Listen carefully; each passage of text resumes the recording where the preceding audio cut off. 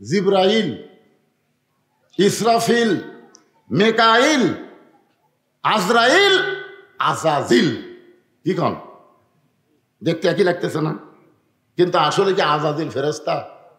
ওই জিনের ভিতরে একজন কুড়ে পাওয়া সন্তানকে লালন পালন করে বড় করেছে ফেরেশতারা। এত ইবাদত করেছে, পৃথিবীর এমন কোনো জায়গা নাই যে জায়গায় শয়তানের সেজদা পড়েনি। আপনারা বলেন তো, যখন আজাদিল সেজদা করছে আল্লাহকে, তখন কি শয়তান ছিল? অনেক ফকিরেরা কয় না, সেজদা দেব কোন জায়গায়? সব জায়গায় শয়তান সেজদা দিছে। আপনারা কোন তো শয়তান সেজদা দিছে শয়তান হওয়ার আগে না পরে? পরে একটা সেজদাও দেয়নি। যারা আজকে সেজদার নামে এরকম মারিফতের গান গায়, তারা পুরোপুরি শয়তান। জোরে কোন কথা ঠিক কিনা? হ্যাঁ, আসজুদ ওয়াক্তারিব। আল্লাহ কোরআনে বলেছেন সেজদার দ্বারাই বান্দা আল্লাহর নৈকট্য হাসিল করে। আর সেই নামাজের ব্যাপারে এই মারিফতের ভণ্ডরা কি বলে? আগে করো এমন আখেরের কাজ, ধ্যান যুগে হয় দিলের নামাজ, ও তোমার পাঞ্জে গানা নামাজ পড়া লাগবে না। কি নামাজ পড়া লাগবে? এরকম ভণ্ড আছে না নাই? দরকার আছে না নাই? আল্লাহর কোরআন দিয়ে যেদিন বাংলাদেশ চলবে, বাংলার জমিনে তখন কোনো ভণ্ড পাওয়া যাবে না। আমরা স্বাধীনতার পর থেকে বহু দেখলাম, আমি জন্মর পরে দেখলাম বাপের দেশ। যেরকম কিছুদিন আগে করেছিল আমার বাপের দেশ, জোরে খান কথা ঠিক কিনা? বাপের দেশ, আমার দেশ। স্বাধীনতার পরে দেখলাম বাবা চালালো, যাই চালাক, তখন খুব একটা বুঝিনি, ছোট ছিলাম তো। ৭৫-এর স্পট পরিবর্তন হওয়ার পরে আমরা দেখলাম শহীদ জিয়ার শাসন, ঠিক কিনা বলে? আজকে যে বিএনপি ভাইরা বিএনপি করতেছে, তারা শহীদ জিয়ার আদর্শ যদি গ্রহণ করে, শহীদ জি একজন খাঁটি মুসলমান ছিলেন। সংবিধানে যখন বিসমিল্লাহ ছিল না, শহীদ জিয়াই বিসমিল্লাহ শুরু করেছে। ধরে কোন কথা ঠিক কিনা? কিন্তু এখন ফখরুলের বিএনপি হয়ে গেছে তো সমস্যা পড়ে গেছে। যখন ইঞ্জিনিয়ার মাহমুদের নাম শুনছেন, চিটাঙ্গের এক নেতা, যখন সালাউদ্দিন কাদের চৌধুরীর সন্তান হুম্মাম কাদের চৌধুরী হাজার হাজার বিএনপির সামনে হঠাৎ বলল নারায়ে তাকবীর, তখন সামনের বিএনপি কর্মীরা, আর বিএনপির কথা মনে আছে, নারায়ে তাকবীর শুনলে বিএনপি মনে থাকবে? আল্লাহ আকবার যেই মেরা দিয়েছে, সাংবাদিক ইঞ্জিনিয়ার মাহমুদের কাছে গিয়ে বলতেছে, ভাই খবর কি? বলে এটা তো হামাকের তকবীর না, এটাকে হামাকের দলের না। দেখছেন কি বলতেছে? এটা হামাকের দলের না। আরে বিজ্জাত, তুই জন্ম নেওয়ার সঙ্গে সঙ্গে তোর ডান কানে আজান, বাম কানে একামত দেওয়া হয়েছে। ধরে কোন কথা ঠিক কি না? মরার সঙ্গে সঙ্গে তোর লাশ সামনে নিয়ে ইমাম সাহেব জানাজায় আল্লাহ আকবার বলে শুরু করবে। আর আল্লাহ আকবার আমাকে রে না, এটা কোন দলের? এই জন্য বাংলাদেশের বড় বড় দল আওয়ামী লীগ, বিএনপি, এরা দেখবেন ভুলেও আল্লাহ আকবার কবার চায় না। ধরে কোন ঠিক কিনা? ওরা কি দিয়ে মিছিল শুরু করে দেখছেন? ওরকে মিছিল শুরু করে দেখছেন? আওয়ামী লীগের আমরা কি দেখছি? জয় বাংলা। আর আমরা মুসলমান বলবো নারায়ে তাকবীর। আল্লাহর বান্দার একটু মনোযোগ দিবেন। মুসলমান যারা হব, সমস্ত মুসলমান এই তাকবীর দেব, এখানে কোনো দলের কথা বলবো না। দলের দিকে খেয়াল করলে ঈমান থাকবে না। দল বড় না আল্লাহ বড়? মাশাআল্লাহ। এই দিকে খেয়াল করে যখন তাকবীর দেওয়া লাগে আল্লাহু আকবার বলবেন, শয়তান বেজার হয়। এটা এমন একটা ইবাদত যে শয়তান আল্লাহ আকবার শুনে খুব জোরে হলে এত জোরে দৌড় দেয়, রাসূল বলেছেন ওর পিছন দিক দিয়ে বাতাস বের হয়, বাতাস। তাহলে কি জিনিস এইটা বোঝেন? শয়তান তাড়ানোর ১ নম্বর অস্ত্র হলো তাকবীর। ১ নম্বর অস্ত্রের নাম কি? তাকবীর। ফিলিস্তিনের মুসলমানেরা তাকবীর দিয়ে ইসরায়েলের সৈন্যের দিকে পাথর নিক্ষেপ করে। জোরে কোন কথা ঠিক? আল্লাহ ফেরেশতারা বলে, আল্লাহ তুমি ইচ্ছা করলে ছোট বাচ্চার পাথর অ্যাটম বানায় ইসরায়েলের ইহুদির গায়ে লাগাতে পারো। আল্লাহ বলে, না, আমি মুসলমানের পাথর ইসরায়েলকে লাগাবো না, ইসরায়েলের গুলি দিয়ে মুসলমানকে ঝাঁঝরা করে দিব। দুনিয়া মুসলমানের জন্য না, এদের জন্য বহুদিন ধরে আমি জান্নাত সাজায় রাখছি। জোরে সুবহানাল্লাহ। দুনিয়া ছাড়বে আর জান্নাতে চলে আসবে। আদর করে মানুষ আল্লাহ বানায়া কেমনি দিবেন ক্ষতির মধ্যে ফেলিয়া। সবাই বলতেছেন না, সূরা আসরের তাফসীর শুনবার গেলে গজলটা একটু সুন্দর করে গাওয়া লাগবে। সবাই বলেন, আদর করে মানুষ আল্লাহ বানায়া কেমনি দিবেন জাহান্নামে ফেলিয়া। আল্লাহ মানুষকে এত ভালোবাসে যে ভালোবাসার কারণে বললেন, ইল্লাল্লাযীনা আমানু ওয়া আমিলুস সালিহাতি ওয়া তাওয়াসাউ বিল হাক্কি ওয়া তাওয়াসাউ বিস সবর। এখানে 4টা বিষয় ওয়াজ হবে। কয় বিষয়? হ্যাঁ, আপনারা 4টা বিষয়ের দিকে খেয়াল করবেন। খুব লম্বা ওয়াজ হবে না। আর এই যে ছেলে বেলে যে কিশোর গ্যাং, ওদের দুটো ঘুরতেছে, এরা যা নষ্ট হচ্ছে ভাই, দুনিয়ার কোনো ওষুধ দিয়ে এদেরকে ভালো করা যাবে না। বাপ মা যদি কিছু বলে চোখ লাটার মতন করে চায় থাকে, পিটন দিলেও এই শালারা লড়ে না। জোরে কোন কথা নেই, আর এত বদমাইশ হয়ে গেছে। 2-4 জন বাপ মা আমার কাছে বলে, হুজুর এই বাচ্চাকে তো ভালো করার কোনো ওষুধ পাচ্ছি না। আমি বললাম, মা দোয়া করেন, সমস্ত যুবক কিশোরদের ভালো করার ওষুধের নাম হলো আল্লাহর কোরআন। জোরে কোন কথা ঠিক? আল্লাহর কোরআনটা যেদিন বাংলাদেশ চলবে, এইরকম ঘোরাঘুরির কোনো সুযোগ থাকবে না। এশার নামাজের পরে ঘুমায় যাও, যাদের লেখাপড়া আছে লেখাপড়া করো, রাস্তাঘাটে ঘোরার কোনো সুযোগ নেই। আল্লাহ রাসূল বলেছেন, এশার পরে ঘুমায় যাবা, কারণ ফজরের জামাত তোমাদেরকে আদায় করা লাগবে। খালি ঘরে কোরআনের মাহফিল এসে বসে না, ঘুরতেছে কি। ও যে আমরা একটা গান শুনছিলাম অনেক আগে, চাবি মাইরা দিছে সাইরা জনম ভরা ঘড়িতাছে, মন আমার দেহ ঘড়ি সুন্দর করে বানাইছে কোন কারিগরে।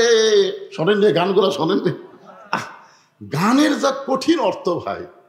চাবি মাইরা দিছে সাইরা জনম ভরা ঘড়িতাছে, এই ঘোরাও কিন্তু একদিন বন্ধ হবে, হবে না ভাইজান? এখানে 4টা বিষয় সম্পর্কে আলোচনা করা হবে। 1 নম্বর বিষয়ের নাম হলো ঈমান। জোরে বলেন, 1 নম্বর বিষয় কি? 2 নম্বর বিষয় হলো ভালো আমল, সুন্দর আমল। আর 3 নম্বর বিষয় হলো হক কথা বলা, হক পথে চলা। আর 4 নম্বর বিষয় হলো হক পথে চলতে গিয়া বলতে গিয়া যত বিপদ আপদ আসবে, ওই বিপদের মধ্যে ধৈর্য ধারণের শিক্ষা নিতে হবে। তো এখন শহীদ জিয়ার পরে আমরা দেখলাম চাচা এরশাদ চাচা। ধরে কোন চাচা? বর্তমান জাতীয় পার্টির অবস্থা খুবই খারাপ। কেন্দ্রীয় অফিস আগুন দিয়ে পুড়ে দিছে। এরশাদ চাচার ভাই কি জিএম কাদের চৌধুরী খালি বলতেছে, আমি ভুল করেছি, আমি ইচ্ছা করে ভোটার ঢালাচ্ছি, আমার বুকুত রাইফেল ধরেছিল। কি বলতেছে পাগলা। কারণ ছাত্র জনতা বলেছে শুধু আওয়ামী লীগকে নিষিদ্ধ করলে হবে না, আওয়ামী লীগের সহযোগিতার দল যত ছিল সব দলগুলোকে নিষিদ্ধ করা লাগবে। তোর এখন কথা লিখে না, ওর মাথা ঘুরে গেছে, পাগলার মাথা ঘুরে গেছে। 9 বছর চাচা আমাদের বাংলাদেশকে শাসন করেছে। সবাই আমরা বলি স্বৈরাচার। চাচার সময় আমরা 3টা জিনিস পাইছি। 1 নম্বর হলো রবিবার সরকারি ছুটি ছিল।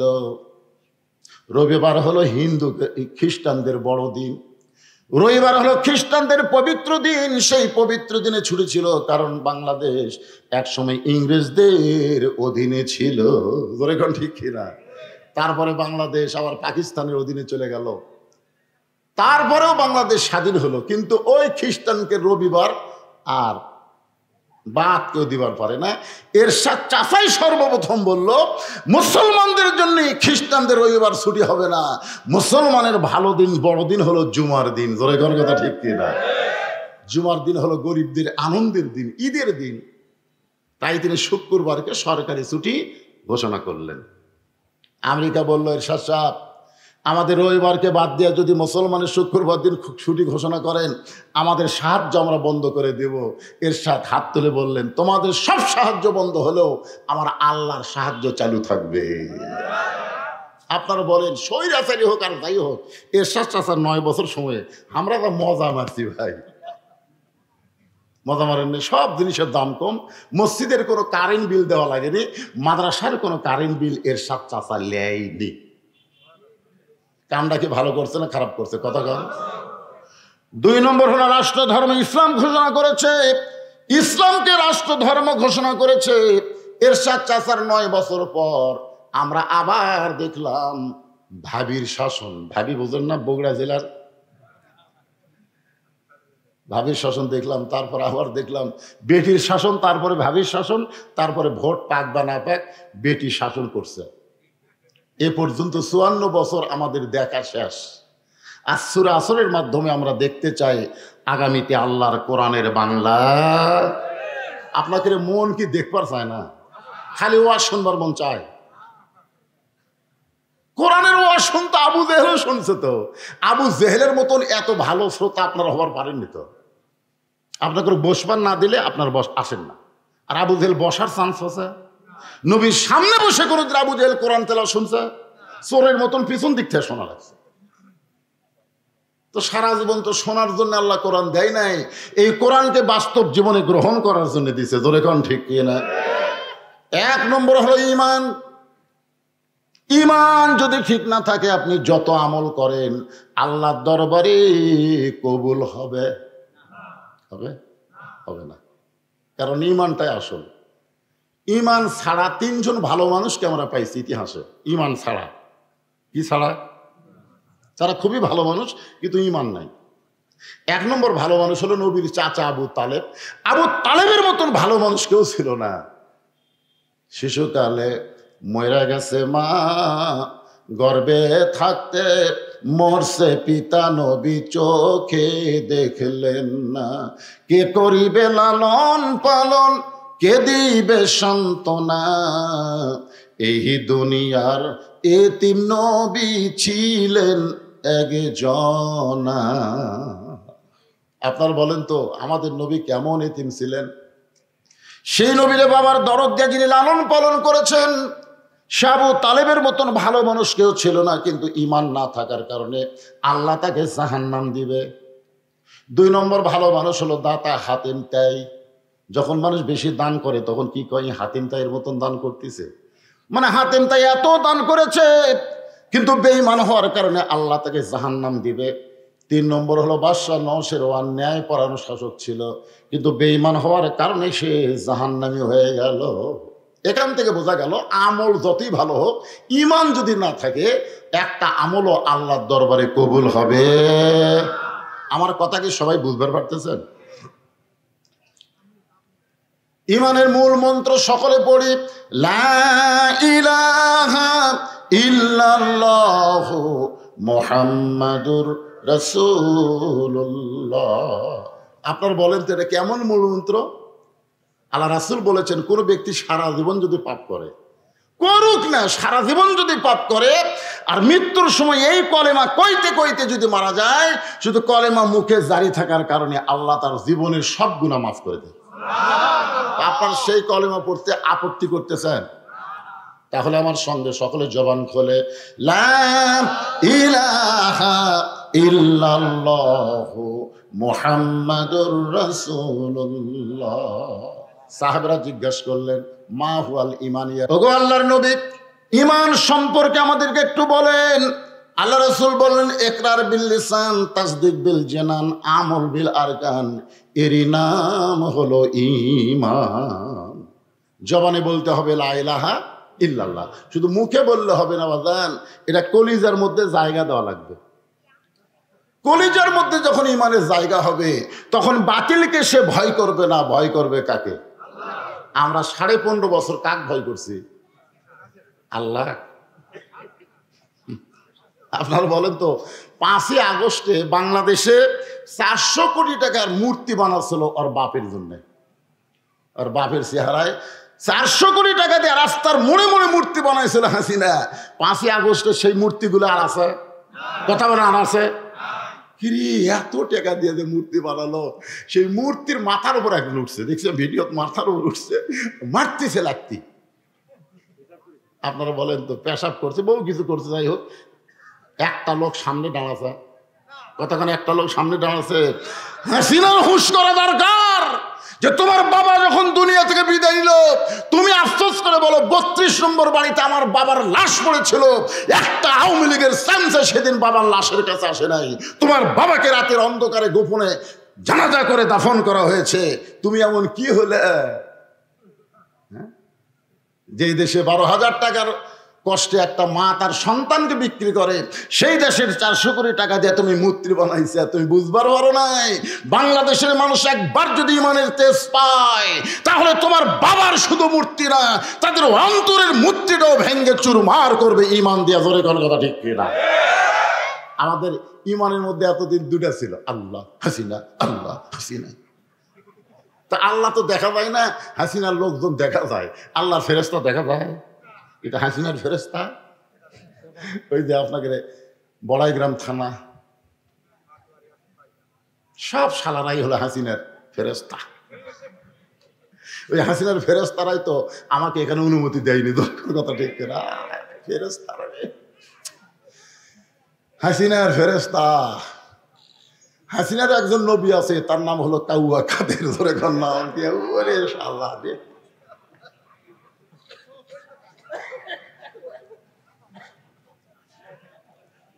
একটু মনোযোগ দেবেন। যে নিজে সাহস করে বলেছে আমার দেশ আমার বাপের দেশ, আমার দেশ আমার বাপের দেশ, আমার দেশ, তার মানে কি বুঝতেছেন?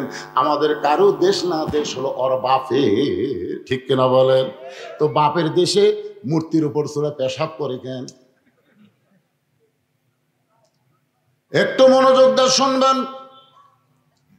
কলিজার মধ্যে ইমান যখন ঢুকে যাবে, ওই মানুষটা কেমন তার আমল হবে, কেমন তার চাল চরিত্র হবে, যার প্রমাণ হলো ইসলামী আন্দোলনের সৈনিক যাদেরকে ফাঁসির কাস্টে অন্যায়ভাবে হত্যা করা হয়েছে। ফাঁসির কাস্টে যাদেরকে হত্যা করা হয়েছে, আপনাদের পাশের জেলায় পাবনা, এর নামও তো পাবনা। এর নাম কি? আরে আপনার জেলা নাটের হলো, গ্রামের নাম কি? পাবনা। এই পাবনারে একজন মতিউর রহমান নিজামী, নাম শুনছেন? নাম শুনছেন? জামাত ইসলামের সাবেক আমির। ওনাকে যখন ফাঁসির কাস্টে দেওয়া হবে, তার আগে উকিল বলেছিলেন আপনি একটা দলের প্রধান, আপনি যদি রাষ্ট্রপতির কাছে বাঁচার দরখাস্ত লেখেন, রাষ্ট্রপতি দয়া করে আপনার ফাঁসির দণ্ড মওকুফও করতে পারে। নিজামী সাহেব মুচকি মুচকি হাসলেন। উকিল বলে হাসেন কেন? বলে হাসার কারণ হলো তোমার কথা শুনে। তুমি আমাকে রাষ্ট্রপতির কাছে বাঁচার দরখাস্ত লিখতে বলতেছো, কিন্তু আমার ইমান বলতেছে এ পর্যন্ত বাংলাদেশে 3টা রাষ্ট্রপতি ক্ষমতা থাকা অবস্থায় মরছে। ক্ষমতা থাকা অবস্থায় কয়জন মরছে? একটা হলো বঙ্গবন্ধু শেখ মুজিবুর রহমান, একটা জিয়াউর রহমান, একটা জিল্লুর রহমান। যারা ক্ষমতা থাকতেই মরে যায়, তাদের কাছে কোনো ইমানদার প্রাণ ভিক্ষা চায় না। প্রাণ দেওয়ার মালিক যিনি, প্রাণ নেওয়ারও মালিক তিনি। ধরে কোন কথা ঠিক না? উকিল বলতেছে তাহলে আপনার ফাঁসি হলে আল্লাহ পাক আপনারে কেমনে বাঁচাবে? মতিউর রহমান নিজামী চোখের পানি নিয়ে বলতেছে তুমি বলতেছো আমার ফাঁসি হবে, কিন্তু আমার ইমান বলতেছে আমার মৃত্যু হবে না। উকিল কয় এরা পাগল নাকি? আল্লাহর কোরআন যার কাছে আছে সেই পর্যন্ত ইমানদার হয়ে বলতে পারে আল্লাহ রাস্তায় যাদেরকে অন্যায়ভাবে হত্যা করা হয়, আল্লাহ বলেছেন ওয়ালা তাকুলু লিমান ইউকতালু ফি সাবিলিল্লাহি আমওয়াতুন বাল আহইয়া। আল্লাহ রাস্তায় যাদেরকে অন্যায়ভাবে হত্যা করা হয় তোমরা তাদেরকে মৃত্যু বলো না, আমি আল্লাহই বলতেছি তারা চির অমর। বহু লোকের নাম আমার এলাকায় মতিউর রহমান বাচ্চা হলে আমাকে বলে হুজুর সন্তানের নাম রাখবো, আমি বললাম মতিউর রহমান। আলহামদুলিল্লাহ। কিছুদিন আগে এখনো মেয়ে হয়েছে, মেয়ের নাম রাখবো হুজুর, আমি বললাম হাসিনা। আলহামদুলিল্লাহ। আমি হাসিনা করতে 3 বার আলহামদুলিল্লাহ কথা। হুজুর খবরদার ওই শালীর নাম দান কর।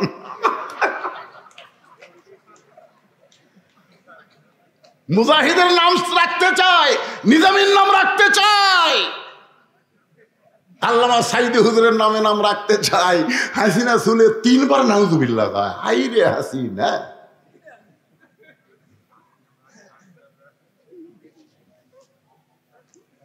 তার মানে বোঝা গেল মরে নাই, এখন পর্যন্ত মানুষের অন্তর দখল করে আছে চির অমর হয়ে।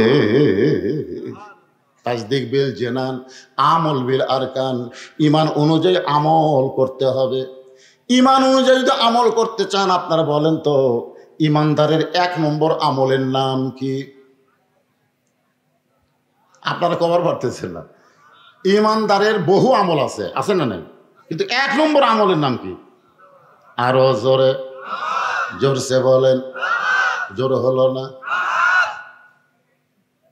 এখানে সহি কথা, আসল কথা। লা সালাতা লা ঈমানা। তুমি যতই হজ করো, যাকাত দাও, এটা সেটা বহু কিছু করো, কাম হবে না যদি নামাজ না থাকে। যার নামাজ নাই তার ঈমান নাই।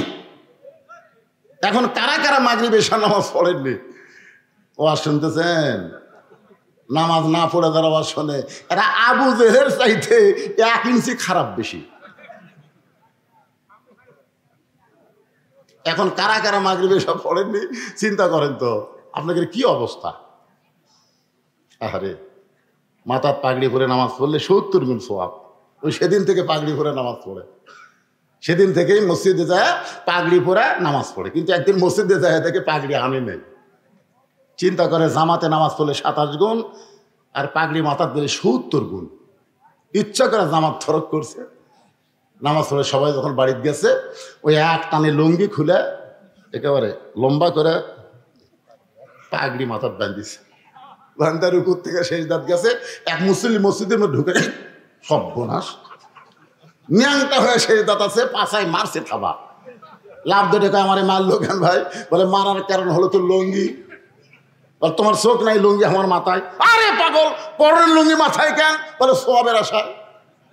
পাগড়ি ভরে নামাজ পড়লে 70 গুণ সওয়াব হয়, তুমি জানো না? আরে পাগলা, লুঙ্গি থাকলে তো পাগড়ির দাম আছে, তো লুঙ্গি নেই। লুঙ্গি পরা হলো ফরজ, পাগড়ি পরা হলো সুন্নাত। আজকে মাগরিবের শান নামাজ হলো ফরজ, আর ওয়াজ শোনা হলো সুন্নাত কিংবা নফল। তার বেশি হতে পারে না। জোরে কোন কথা ঠিক কি না? তাহলে এশার নামাজ বাদ দিয়া যারা ওয়াজ শুনতেছে, তারা লুঙ্গি খুলিয়া মাথায় পাগড়ি পরিছে। সবাই আমার সঙ্গে একটু বলেন, এশার নামাজ বাদ দিয়া যারা, এশার নামাজ বাদ দিয়া যারা ওয়াজ শুনতেছে, তারা লুঙ্গি খুলিয়া মাথায় পাগড়ি পরেছে। কিন্তু এই মুহূর্তে যদি তওবা করে, হুজুর বুঝি নাই, বুঝতে পারি নাই, যার কারণে নামাজের গুরুত্ব কমিয়ে দিয়েছি, হুজুর এই মুহূর্ত থেকে নিয়ত করলাম ফজর থেকে বাকি জীবনে একটা নামাজও বাদ দিব না। আল্লাহ বলে, বান্দারে তোর নিয়ত করার সঙ্গে সঙ্গে যত নামাজ না পড়ার পাপ হয়েছে আমি আল্লাহ সব মাফ করে দিলাম। তাহলে নিয়ত কি করা যায়? ঈমানকে রক্ষা করার জন্য 1 নম্বর আমল হলো নামাজ। বাইনাল আব্দু আল কুফরি তরকুস সালাত। বান্দা কাফেরের মধ্যে পৃথক করার জিনিসটার নামই হলো নামাজ। আপনাদের মসজিদের উদ্যোগে মাহফিল, মসজিদের সম্পর্ক নামাজের সাথে। জোরে কোন ঠিক কি না? সুন্দর করে মসজিদ বানায় লাভ নাই। যদি সুন্দর মানুষ করবার চান, তাহলে মসজিদের ভিতরে মুসল্লির উন্নয়ন করা লাগবে। মসজিদের উন্নয়ন করে কি হবে? টাইসলা মসজিদ, আসরের নামাজ পড়তে গিয়ে দেখি ধুলে, গোটা মসজিদে ধুলে। লোকদের দিকে মসজিদকে বললাম, ক্যারে ভাই এত ধুলে কেন, ঝাড় দিস না? লাভ কি হুজুর? আজান দিয়ে একামত দিয়ে কেউ আসে না। এই দেখেন গামছা দুই বাড়ি বাড়ি পরিষ্কার করে আল্লাহ আকবার নামাজ পড়ি। দেখেন হুজুর আমার জায়গা ধুলে নেই, আমি একলাতে পড়ি, খামাখা গোটা ঝাড় দিয়ে কি করবো? আমি বললাম, এত সুন্দর মসজিদ, এত বড় মসজিদ, তাই বলে কি মানুষ নামাজ পড়ে না? বলে হুজুর জুমার দিনে ফজর নামাজ পড়ে ঝাড় দেই, একটা দিন ছাড়া কোনো মুসল্লি মসজিদে আসে না।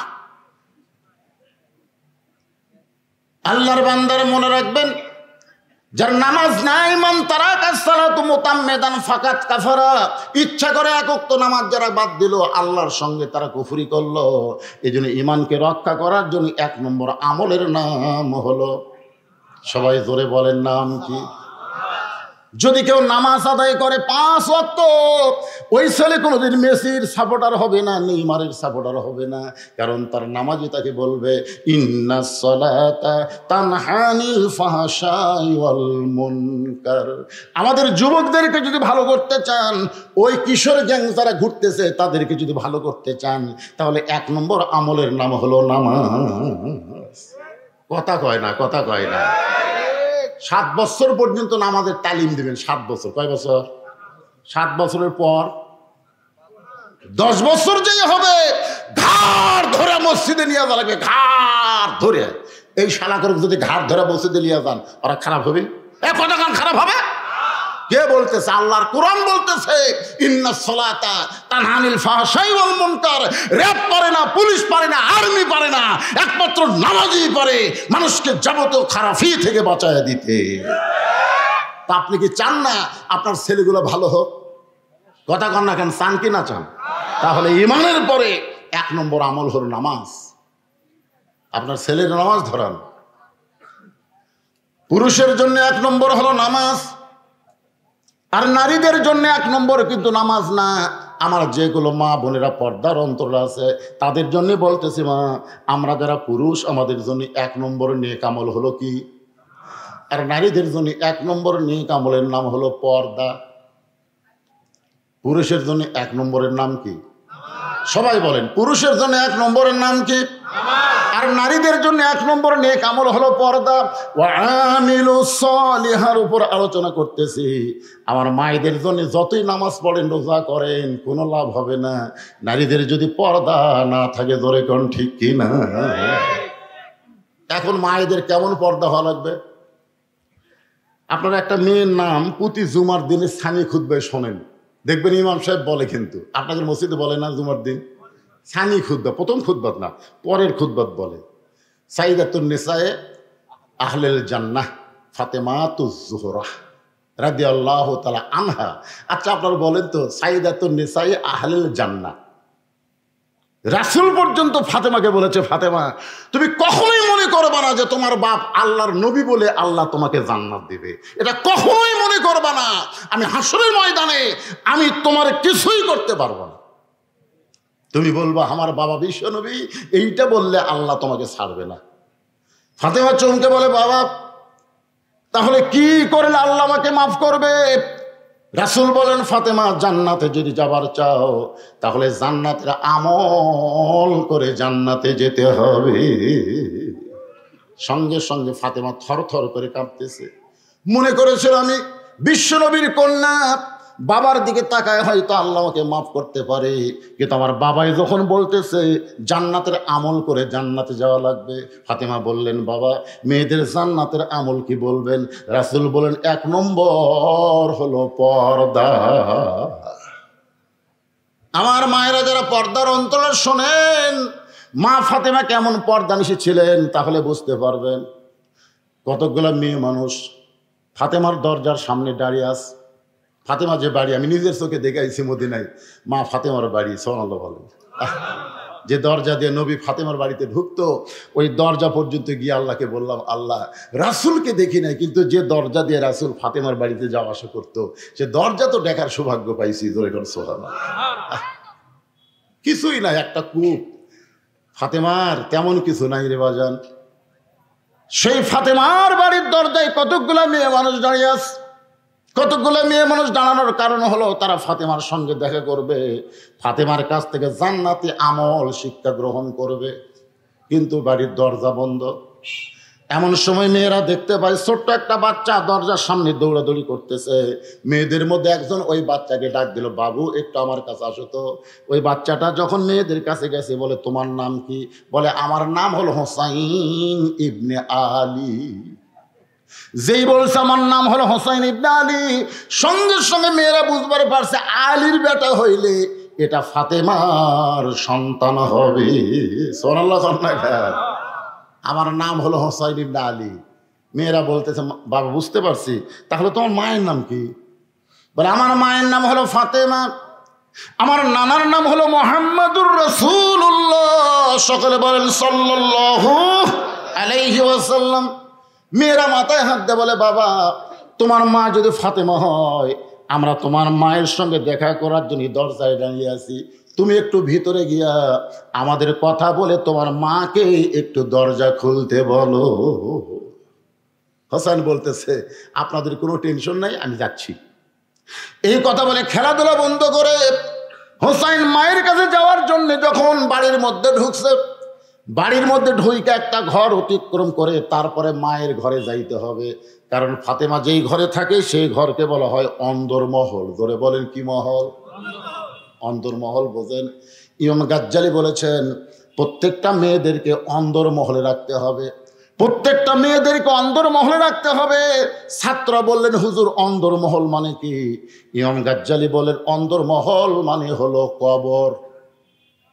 ছাত্ররা চমকে বলে হুজুর মেয়েদেরকে কবরে রাখতে হবে? ইমাম গাজ্জালি বললেন পাগল, উল্টা বোঝো কেন? যে সমস্ত পুরুষ মানুষ একজন মেয়ে মানুষ মরলে স্পর্শ করতে পারবে না, তারা অন্দরমহলে ঢুকতে পারবে না। আচ্ছা, একটা মেয়ে মানুষ মারা গেলে যাইতাই ধরে তার লাশ কবরে নামাতে পারবে? যদি শালি মরে যায় আর দুলা ভাই যদি বলে আমার আদরের শালি মারা গেছে, আমি নিজের হাতে লাশটা কবরে নামাবো, আপনার কি বলবেন? কথা কয় না, পারবে না। মানে আপনার তখন কি বলবেন? দুলা ভাই হয়ে শালির লাশ স্পর্শ করা হারাম। যেই কইছে দুলা ভাই হয়ে শালির লাশ স্পর্শ করা হারাম, দুলা ভাই সাইডে মুচকে মুচকে হাসতেছে।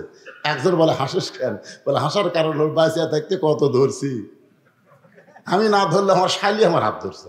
দুলা ভাই 500 টাকা না দিলে হাত ছাড়বো না, 500 টাকা না দিলে হাত ছাড়বো না। যে শালি আমার হাতের থেকে জোর করে টেক্কা খসে লেগে গেছে আর সেই শালি মরছে, আর হাত দেওয়াই হারাম। বাংলাদেশ হারাম কখন হয়? বাঁচলে হয় না মরলে হয়। সবাই বলতেছে এটা এমন একটা ইসলামী দেশ যেই দেশে বাঁচতে হারাম না হলেও মরলে হারাম হয়। আপনার বলেন তো মরার পরে হারাম করে লাভ আছে? মরার পরে 5 কাপড় দিয়ে লাভ হবে? মরার পরে খাটনি ঢাকে কোনো লাভ হবে না। জীবিত অবস্থায় যদি পর্দা না করে, জোরে কোন কথা ঠিক? একটা মেয়ে মানুষ মারা গেলে তার লাশটা যেমন কবরে যারা তারা নামাবার পারবে না, যে মানুষরা মেয়েদের লাশ স্পর্শ করতে পারবে না, ওই পুরুষেরা মেয়েদের ঘরের মধ্যেও ঢুকতে পারবে। এখন একটা ঘর অতিক্রম করে হোসেনকে তার মায়ের ঘরে যাইতে হবে। খেলাধুলা বাদ দিয়ে হোসেন যখন ঘরটা অতিক্রম করে মায়ের ঘরের দরজায়, ওই ঘরের মধ্যে হযরত আলী তখন আল্লাহর কোরআন তেলাওয়াত করতেছে। সুবহানাল্লাহ। হযরত আলী তখন কি করতেছে? আল্লাহর কোরআন তেলাওয়াত করতেছে। এমন সময় হোসাইন মায়ের ঘরের দরজায়, ইন্নামাল মুমিনুনা আল্লাযীনা ইযা যুকিরাল্লাহু ওয়াজিলাত কুলুবুহুম ওয়া ইযা তুলিয়াত আলাইহিম আয়াতুহু জাদাতুহুম ঈমানাও ওয়া আলা রাব্বিহিম ইয়াতাওয়াক্কালুন। যেই হোসাইন তার মায়ের ঘরের দরজায়, সঙ্গে সঙ্গে হযরত আলী কোরআন তেলাওয়াত বন্ধ করে বললেন থাম। আমার কথা বুঝতে পারছেন? হযরত আলী কি তেলাওয়াত করতেছেন?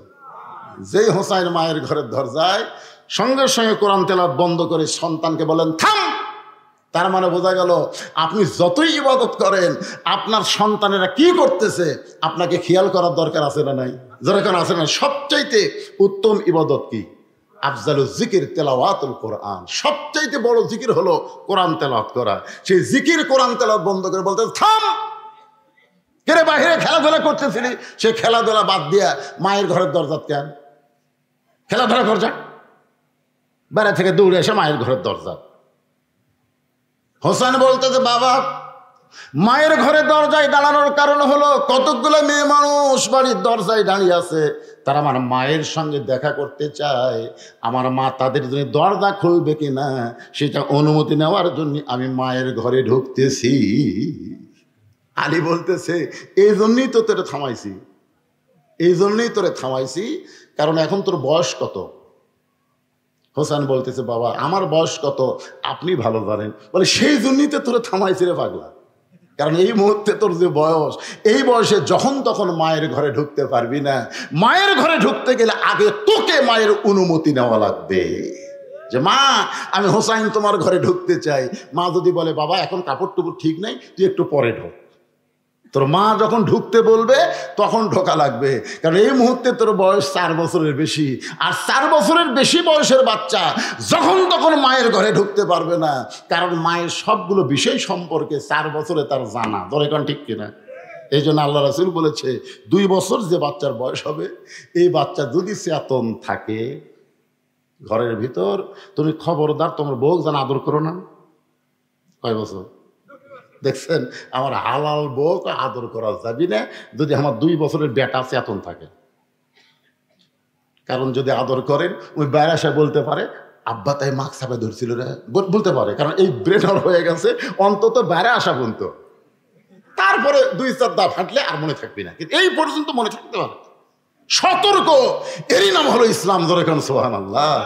নিজের জন্ম দেওয়া ছেলে 2 বছর বাচ্চার সামনে হালাল বউকে আদর করা যায় না, এরই নাম হলো ইসলাম।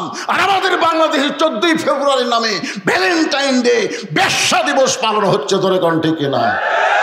আগামীতে এই বাংলাদেশে আর 14ই ফেব্রুয়ারি পালন করা যাবে। আপনাকে লালপুরে তো একটা বেশ্যাখানা বানাতেন, কি বানাচ্ছেন? Green valley. শালা আমাকে এলাকার ছেলে মেয়ে সব এখানে আসে, জোড়া জোড়া। এগুলো একটাও থাকবে না। ধরে কোন ঠিক কিনা? যদি আপনারা করতে চান পর্দার ভিতর দিয়ে করা লাগবে। মেয়েরা মেয়েদের দিকে যাবে, ছেলেরা ছেলের দিকে যাবে, ছেলে মেয়ে একসঙ্গে চলবে। দেখছেন, নিজের 2 বছর বাচ্চার সামনে নিজের হালাল বউকে আদর করার সুযোগ ইসলাম দেয় নাই। সন্তান যখন ঘুমায় যাবে, কিন্তু তোমার যদি ধৈর্য না ধরে, তোমার সন্তানকে তোমার সন্তানের দাদির কাছে দিয়ে আসো। মা 1 ঘন্টার জন্য আমার বেটা ধরতো, আমি একটু খেলবার চাই। হাসতেছে। আল্লাহ কোরআনে বলেছেন হুন্না লিবাসুল্লাকুম ও আনতুম লিবাসুল্লাহুন্না। আয়াতের তাফসীর পড়েন, একটু মনোযোগ দিয়ে শুনবেন। হোসেনের বয়স হলো 4 বছরের বেশি।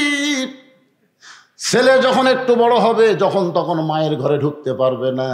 আবার মেয়ে যখন একটু বড় হবে, যখন তখন বাবাও তার মেয়ের ঘরে ঢুকতে পারবে না। আমাকে আল্লাহ 3টা মেয়ে দিছে। কয়টা? আমার প্রত্যেকটা মেয়েকে আমি দোলনা কিনে দেইনি। আমার মেয়েদের জন্য কোনো দোলনা নাই। আমি 3 বছর পর্যন্ত আমার মেয়েদেরকে আমি বুকের উপর ঘুমাইছি। 3 বছর। মেয়েরা যেন বলতে না পারে যে মেয়ে হওয়ার কারণে বাবা আমাকে দেখবার পারেনি, এটা যেন বলবার না পারে। এত আদর করে করে আমার 3টা মেয়েকে আমি বড় করলাম। সেই মেয়েরা এখন বড় হওয়ার পর আমার কাছে আর কিছুই চায় না। ওদের যা দরকার হয় মায়ের কাছে চাই। মা আব্বুকে বলো তো আমাকে টাকার দরকার। আমি একদিন, এই তোর মায়ের কাছে কোষ কেন, আমাকে বলবো না। আমি ঘরের মধ্যে নিয়ে বললাম কত লাগবে তো? এই তোর কয় টাকা লাগবে? বলতেছে আপনি যা দিবেন, আপনি যা দিবেন। তখন বুঝতে পারলাম বাপকে একটু বড় হওয়ার পরে মেয়েরা খুব ভয় করে। ধরে কোন ঠিক কিনা? এত সম্মান করে, ভালোবাসে, গোপনে গোপনে বলবে মায়ের কাছে আব্বুর জন্য এইটা পাক করো মা। মেয়েরা বাপকে এত ভালোবাসে, কিন্তু শরমে কিছুই বলতে চায় না। আল্লাহ রাসূলের ছেলে ছোট্ট অবস্থায় দুনিয়া থেকে বিদায় নেওয়ার পর নবীর 4টা মেয়ে ছিল। 4টা মেয়ের মধ্যে সবচাইতে গরিব হলো ফাতেমা। নবী আবার ফাতেমাকে সবচাইতে বেশি ভালোবাসতে। জোহরের নামাজের পরে ফাতেমার দরজায় রাসূল বলেন, ফাতেমা একটু দরজা খোল মা, আজকে 2 দিন ধরে তোর দেখি নাই, তোর একটু দেখে আমি যাবার চাই। ফাতেমা দরজায় সে কান্নায়। রাসূল বলে, কান্দো কেন ফাতেমা? বলে, কান্দার কারণ হলো বাবা এখন আমি দরজা খুলতে পারবো না, মেহেরবানি করে আপনি চলে যান। আসরের নামাজের পর আল্লাহ নবী আবার ফাতেমার দরজায়, ও ফাতেমা দরজা খুলে দাও, তোমাকে না দেখে আমার বড় কষ্ট হয়। ফাতেমার দরজায় কান্দের, বলে, বাবা আপনি কি জানেন না আপনার ফাতেমা বড় হয়ে গেছে, যখন তখন আপনি বললেও আমি দরজা খুলতে পারি না। এমন একটা পোশাক ফাতেমার শরীরে আছে বাবা, ওপর দিকে টানলে নিচের দিকে বের হয়ে যায়, নিচে নামাইলে উপর আমি ঢাকতে পারি না। সঙ্গে সঙ্গে রাসূল জানলার কাছে গিয়ে বলেন, ফাতেমা আমার গায়ের চাদর তোকে দিলাম মা, এই চাদর পরে তুই আমার জন্য দরজা খুলে দে। নবীর গায়ের চাদর পরে ফাতেমা ঘোমটা দিয়ে যখন দরজা খুলে দেয়, রাসূল ফাতেমার মুখের দিকে তাকায় দেখে ফাতেমা চোখে নিচে সুরমা ব্যবহার করেছে। নবী খুশি হয়ে বললেন, ফাতেমা চোখের নিচে সুরমা দেওয়ার কারণে তো খুব ভালো লাগতেছে মা। ফাতেমা কান্দে এলো, বাবা চোখের নিচে সুরমা ব্যবহার করিনি, না খেয়ে থাকার কারণে আমার চোখের নিচে কালিমা পড়ে গিয়েছে। আল্লাহ রাসূল বললেন, ফাতেমা এই কষ্ট থেকে যদি শান্তি পাবার চাস তাহলে 33 বার সুবহানাল্লাহ, 33 বার আলহামদুলিল্লাহ, 34 বার আল্লাহু আকবার আমল কর। দুনিয়া কষ্ট হবে, আল্লাহ তোর জন্য জান্নাতকে সাজায় রাখবে। এখান থেকে আপনারা কি বুঝলেন? বাবা মেয়ে যখন বড় হবে নিজের ইচ্ছা মতো চলতে পারবে না, ঢুকতে পারবে না, মেয়ে যদি দরজা খুলে না দেয়। আলী বলতে তো, হোসাইন এখন তোমার বয়স হলো 4 বছরের বেশি, যখন তখন তুমি দৌড়ে এসে মায়ের ঘরে ঢুকতে পারবা না, বরং আমার কাছে আসো। যেই হোসাইন হযরত আলীর কাছে, আলী বলতেছে ধরো কোরআন, এই কোরআনটা ধরো। সঙ্গে সঙ্গে হোসাইন 2খানা হাত বাড়ায় দিছে, দেন। জোরে খান সুবহানাল্লাহ। বাবা যখন তার ছেলেকে বলতেছে কোরআন ধর, সঙ্গে সঙ্গে হোসেন বলতেছে দেন। হযরত আলী আল্লাহর শুকর আদায় করে বলতেছে, আল্লাহ ভাগ্য গুণে এমন একটা সন্তান পাইছি জন্মসূত্রে পবিত্র হয়ে জন্ম নিয়েছে। সুবহানাল্লাহ কন্যা কি ধরবার করছে, একদম বাগডম, একদম বাগডম। আমাকে গুলা দেখেন তো, খাড়া হয়ে পেশাব করে। এক মা আমার কয়, হুজুর আমার ছেলে 4 বছর বয়স হয়ে গেল, বসে পেশাব করে না, বহু চেষ্টা করলাম বসে না, পিঠে যদি বসাই যেই পেশাব শুরু হয় খাপ করে না। আমি বললাম, কি মা এরকম হওয়ার কারণ কি? তোমার বাচ্চা কি নর্মালি হচ্ছে না সিজার করে? বলে হুজুর এইটা কেন শুনতেছেন? আমি না, একটু শোনা দরকার, তুমি সত্যি করে বলো তো এটা কি নর্মালি হচ্ছে না সিজার করে? সিজার করে হচ্ছে। এই জন্যই তো সিজার করা বাচ্চা যারা জন্মের সময় অস্থির করে, তাদেরকে দুনিয়াতে বের করে এমন ভাবে একটা ঘুরান দেয়, ওই ঘুরানি তাদের মাথার ব্রেনটা ঘুরে গিয়ে অস্থির হয়ে যায়। একটু খেয়াল করবেন। হোসেনের হাতে হযরত আলী কোরআন শরীফ দিয়া বলতেছে, হোসেন তুমি আল্লাহর কোরআনের সঙ্গে সম্পর্ক করো। প্রত্যেকটা বাবা তার সন্তানকে কোনো শিক্ষা না দেয়া সর্বপ্রথম যে শিক্ষা দিবে সেই শিক্ষার নাম হলো আল্লাহর কোরআন। জোরে বলেন নাম কি? কোরআনের সঙ্গে শিক্ষা যদি দিবার চান তাহলে আপনার সন্তান কেমনে পেশাব করা লাগবে এই শিক্ষাটাও কিন্তু আপনাকে দেওয়া লাগবে। জোরে কোন ঠিক কিনা? যদি আপনি দিবার না পারেন তাহলে একটা হাফেজি মাদ্রাসায় ভর্তি করে দিবেন। ওই যে কতগুলা উঠছে দেখেন, এই দেখেন, বলতে বলতেই দৃষ্টান্ত দেওয়ার জন্য আপনারা তাকায় দেখেন, বাপ মা আর পারতেছে না, ওদেরকে পাঠাইছে হুজুরের কাছে, হুজুর আমার সন্তানকে একটু সাইজ করে দেন। 7 বছরের বাচ্চা আমার মাদ্রাসায় ভর্তি করে দিয়ে গেছে। ভর্তি করার পরে হুজুর নিয়ে গেছে মাদ্রাসা, যে ওয়াজ করলো না আমার আগে, উনি হচ্ছে আমার মাদ্রাসার মহতামি, মাদ্রাসা পেশাব খানাত নিয়ে গেছে। তাই আমি বললাম, হুজুর পেশাব খানাত কেন? তোর বাপ ভর্তি করে দিয়ে গেল। হুজুর তাকে পেশাব করা শেখার লাগবে, তারপরে আরবি কায়দার হাতত দেওয়া যাবে। কায়দার মধ্যে 2-1 শব্দ কোরআনের আছে না নাই? এই জন্য হুজুর আগে পেশাব করা শিখুক, তারপরে ওযু করা শিখুক, তারপরে লেখাপড়া, তারপরে লেখাপড়া আগে। কারণ লা ইয়ামাসসুহু ইল্লাল মুতাহহারুন, ততক্ষণ পর্যন্ত আল্লাহর কোরআন স্পর্শ করা যাবে না যতক্ষণ তুমি পবিত্র না হবা। জোরে কোন কথা ঠিক? তাহলে আপনার বাচ্চাকে, মাসুম বাচ্চাকে আপনি পবিত্র হওয়ার শিক্ষা দেন। ওই বাচ্চা কোনোদিন মেসির ভক্ত হবে না, নেইমারের ভক্ত হবে না, ভক্ত হবে হাসান হোসাইনের। জোরে কোন কথা ঠিক কিনা?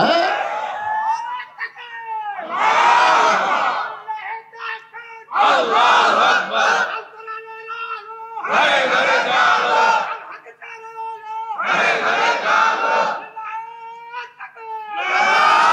আপনারা এই স্লোগানটা এখন থেকেই ভাবে দিবেন, আল কোরআনের আলো। আপনারা বলবেন সব জায়গায় জালো, সব জায়গায়। অনেকে সংসদের নাম শুনলাম, একটু কি ওয়াজ করে গেল না জামাতের ক্যানভাস করলো রে। সংসদের কথা বললি রে, এই তো জামাতের ক্যানভাস আর রে। এই জন্য আমরা কোনো সংসদের কথা বলবো না, আমরা এমন একটা অ্যাঙ্গেলের ডোজ বানাবো সব জায়গাতেই থাকবে। তোরে কোন কথা ঠিক না? যে বলবো আল কোরআনের আলো, আপনারা বলবেন সব জায়গায় জালো, আল কোরআনের আলো, কোরআন হাদিস যেখানে, দুনিয়ার মুসলমান। মাশাআল্লাহ, একটু মনোযোগ দিয়ে শোনেন। হযরত আলী হোসেনের হাতে আল্লাহর কোরআন দিয়ে ফাতেমার ঘরের দরজায় আপনারা বলেন তো, বাবা যখন মেয়ে বড় হবে তখন মেয়ের ঘরে ঢুকতে অনুমতি লাগবে, ছেলে যখন বড় হবে তখন মায়ের ঘরে ঢুকতে অনুমতি লাগবে, কিন্তু স্বামী যদি বইয়ের ঘরে ঢোকে অনুমতির দরকার আছে? কোনো সময় লাগবে? যখন তখন, যখন তখন স্বামী বিবির ঘরে ঢুকতে পারবে, এখানে কোনো অনুমতির দরকার হবে না। হযরত আলী আস্তে করে ফাতেমার অন্দর মহলের দরজা খুলে ভিতর দিকে লক্ষ্য করে দেখতে পায় ফাতেমা ডান হাতে আল্লাহর কোরআন আর বাম হাতে জাতা ঘুরায়। এভাবে ডান হাতে আল্লাহর কোরআন, ডান হাতে আল্লাহর কোরআন আর বাম হাতে এভাবে জাঁতা ঘুরাইতেছে। এ দৃশ্য দেখার পর হযরত আলী মনে মনে বলতেছে, আল্লাহ, দুনিয়াতে গরিব হলে কি হবে, আমার ঘরটা আল্লাহর জান্নাত হয়ে গেছে। সোনারা বলেন না কেন? ঘরের মধ্যে ঢুকে দেখতেছে বউ আল্লাহর কোরআন তেলাওয়াত করতেছে, কোরআন তেলাওয়াত করতে গিয়ে দুনিয়ার কাজ কাম সে বাদ দেয় নাই, ডান হাতের মধ্যে কোরআন নিয়ে তেলাওয়াত করে আর বাম হাতে এভাবে জাঁতা ঘুরাইতেছে। এই ডিজিটাল যুগের ছেলেরা জাঁতা বোঝো? এটা আপনারা বোঝেন না? ও আপনারা বোঝেন, এই এখনকার ছেলেরা তো বুঝবি না। কি কষ্ট করে আগেকার মানুষেরা জীবন যাপন করেছে, এখনকার ছেলেরা তো এগুলো চিন্তাই করতে পারবে না। আপনাকে রে এখান থেকে বনপাড়া যাইতে অটো ভ্যান লাগে, ভ্যান লাগে। আগেকার এই গ্রামের পাবনা পাড়ার লোকেরা ভ্যান খুঁজিছে, কোন দিকে তাকাইনি রে। এ ভ্যান আছে, এ ভুটভুটি আছে, একদিকেও তাকাইনি। আল্লাহর উপর তাওয়াক্কুল করে পায়ে হাঁটা ঘাটালিছে। তোর এখন কথা ঠিক কিনা? একটারও ব্যারাম বেদি নেই, সব খালি সেই রকম। আর এখনকার সব কুমড়া হচ্ছে, কুমড়ে হাঁটতে পারে না, মাজা গেছে। জাঁতা মানে জব আটা পিছনের যে যন্ত্র, নিচে এক পাথর ওপর এক পাথর, সেই পাথর একটা ছিদ্র, ছিদ্রের মুখে লাঠি দেয়া সেইটা ঘুরাইতে হয়। ফাতেমা জাঁতা ঘুরাইতেছে আর আল্লাহর কোরআন তেলাওয়াত করতেছে। সঙ্গে সঙ্গে হযরত আলীর জবান ফসকে বের হয়ে গেছে। রব্বানা পড়েন, রব্বানা আতিনা ফিদ দুনিয়া হাসানাতাও ওয়া ফিল আখিরাতি হাসানা ওয়া কিনা আযাবান্নার। যেই জবান ফসকে কোরআনের আয়াতটা বের হয়ে যায়, সঙ্গে সঙ্গে ফাতেমা জাঁতা ঘোরান বন্ধ, কোরআন তেলাওয়াত বন্ধ করে স্বামীর সামনে সালাম দিয়া দাঁড়ায়। ধরে কর সুবহানাল্লাহ। আল্লাহ রাসূল বলেছে, এই দুনিয়ার বিবিরাই, স্বামী যখন তোমাদের কাছে যাবে দুনিয়ার সমস্ত কাজ কাম তোমাদের হারাম হয়ে যাবে, একটা কামই তোমাদের হালাল, সেইটা হলো সালাম দিয়ে স্বামীর সামনে দাঁড়ায়া যাও। একজনও সুবহানাল্লাহ কয় না, মানে একজনের বউ এরকম না। সুবহানাল্লাহ আজকে কবি কি, আপনি যখন বাহির থেকে বাড়িতে যাবেন, বউ যে কামের মধ্যেই থাক সব কাম বাদ দেওয়া লাগবে, খালি একটা কাম যদি ফরজ নামাজ পড়ে, যদি ফরজ নামাজের নিয়ত করে, তখন স্বামী বাড়িতে যাওয়ার সঙ্গে সঙ্গে বউ নামাজ ছাড়তে পারবে না। কিন্তু নফল নামাজ যদি নিয়ত করে, নফল নামাজ বাদ দিয়ে থুয়ে স্বামীর সামনে দাঁড়াতে হবে। রাসূল বলেছেন, আল্লাহর পরে কাউকে যদি সেজদা দেওয়ার হুকুম থাকতো, প্রত্যেকটা বিবিকে বলতাম তোমার স্বামীর পায়ে সেজদা করো। এই হাদিস দ্বারা বোঝা যায় আল্লাহর পরেই মেয়ে মানুষের কাছে সবচাইতে যিনি দামি, ওই ব্যক্তি হলো তার মহান স্বামী। জোরে কোন ঠিক কথা কন না কেন? আপনাকে বিরুদ্ধে আওয়াজ হচ্ছে না পক্ষে হচ্ছে? এটা হ্যাঁ হুঁ ধরে দিবে। মেয়ে মানুষের কাছে শাসন দেখেছেন, শোষণ দেখেননি। সারা জীবন বাংলাদেশে নারী নির্যাতনের কেস হলো, কিন্তু পুরুষ নির্যাতনের কোনো কেস নেই। আপনারা বলেন তো, হাসিনা নারী হয়ে পুরুষ নির্যাতন কম করছে না বেশি করছে? কতক্ষণ কম করছে? হাসিনার স্বামী ওই যে ডক্টর ওয়াজের সাহেব, আর একটা ডাক্তার কি কিছুদিন আগে মারা গেল, জাফরুল ইসলাম। জাফরুল ইসলামের কাছে যায় বলছে, ভাই আমাকে একটা চাকরি দাও। জাফরুল ইসলাম হাসি আর কয়, তোমার বউ হলো প্রধানমন্ত্রী আর তুমি চাকরি খুঁজিচ্ছ? এত কান্দা কান্দিছে ভাই। জাফরুল কয়, আর কান্দা দেখে আমি অস্থির হয়ে গেলাম। প্রধানমন্ত্রীর স্বামীও তুমি কান্দতেছো কে? বলে বলা যাবে না, বললি যেন। যে মেয়া তার স্বামীর শান্তি দিবার পারে নাই, সেই মেয়া কোনোদিন বাংলাদেশের মানুষকে শান্তি দিবার পারে না। ধরে কোন কথা ঠিক? যাই তার ঘরে শান্তি দেয় নাই, সে পরের লোকের কি করে শান্তি দিবি? স্বাধীনতার সময় ওর বাবা ছিল পাকিস্তানের লুকে, মানে গ্রেফতারের নামে লুকা, আর ওরা আসলো ভারত। আর যেই দেশ স্বাধীন হচ্ছে শহীদ জিয়ার ঘোষণায়, তখন আশা কয় আমি জাতির পিতা, তুই জাতির পিতা। মুসলমানদের জাতির পিতা একজন, তিনি হলেন মিল্লাত আবিকুম ইব্রাহিম হুয়া সাম্মাকুমুল মুসলিমিন। এখন চিন্তা করেন, যে ঘরে শান্তি দিবার পারে না, সে দুনিয়ার মানুষকে কেমনে শান্তি দিবে? বাজান গো, নারী নির্যাতনের কোনো আইন বাংলাদেশে নাই, অথচ প্রত্যেকটা বাড়িতেই কিন্তু নারীরাই পুরুষকে নির্যাতন করতেছে। ঠিক না বলে? স্বামী এসে নামাজ পড়ে দেয়, বউ বলতেছে গো রাতের খাবার দাও, বউ বলতেছে ইন্নাল্লাহা মাস সাবিরিন, ধৈর্যশীলদের সঙ্গে আল্লাহ থাকে। এত খাই খাই করো কেন? এখনই নামাজ পড়ে আসলে এখনই খাওয়া লাগবে কেন? আমি স্টার জলসা দেখতেছি, তুই বোঝো না? যাও ঘর, যে 8 ঘন্টা আরাম করো। স্বামী 8 ঘন্টা আরাম করতেছে, 8 ঘন্টা পরে খিদে লাগছে তো বলে বিবি গো এখন খাবার দাও। বলে স্টার জলসা থেকে জি বাংলা পার হলাম, এখন খাবার দেওয়া যাবে না, আর 8 ঘন্টা ধৈর্য ধরো। প্রত্যেকটা বাড়িতে এরকম পুরুষ নির্যাতন আছে না নাই? জোরে গান আছে না নাই? আমার মা বোনদের জন্য বলতেছে, একটু খেয়াল করেন, যেই মাত্র হযরত আলী কোরআন তেলাওয়াত করেছে, সঙ্গে সঙ্গে ফাতেমা জাতা ঘুরান বাদ দিয়া, কোরআন তেলাওয়াত বাদ দিয়া দৌড়ে এসে স্বামীর সামনে সালাম দেয়, আসসালামু আলাইকুম স্বামী গো, আপনি কেমন আছেন? কপালে একটা চুমা দিয়ে বলে, আপনি তো কোরআন তেলাওয়াত করতেছেন। আপনি কোরআন তেলাওয়াত বাদ দিয়া, কোরআন তেলাওয়াত বাদ দিয়া হঠাৎ বিবির ঘরে ঢুকছেন, হঠাৎ বিবির ঘরে ঢুকছেন। আলী বলে, ফাতেমা আমি ঢুকি নাই, তোমার হোসাইন ঢুকতে চাইছিল। আমি ঢুকি নাই, তোমার হোসাইন ঢুকতে চাইছিল, কারণ দরজায় কতগুলো মেয়ে মানুষ দাঁড়ায় আছে, তারা তোমার সঙ্গে একটু দেখা করবার চায়। এখন হোসাইন তাদের জন্য তোমার কাছে ঢুকতে চাইছিল। তুমি তো জানো হোসাইনের বয়স কত, এখন 4 বছর পার হয়ে গেছে। এদিন আমি হোসাইনকে ভিতরে ঢুকতে না দিয়া তার হাতে আল্লাহর কোরআন দিয়েছি। সঙ্গে সঙ্গে ফাতেমা বলতেছে, আলহামদুলিল্লাহ, ওই বাবা মা সবচাইতে বড় ভাগ্যবান যার শিশু বাচ্চার হাতে থাকবে আল্লাহর কোরআন। সাল্লাল্লাহু বলেন। ফাতেমা আল্লাহর শুকরিয়া আদায় করে বলতেছে, ওই বাবা মা হলো সবচাইতে বড় ভাগ্যবান যার শিশু বাচ্চার হাতে কি থাকবে। আপনাদের গুলার হাতে কি আছে?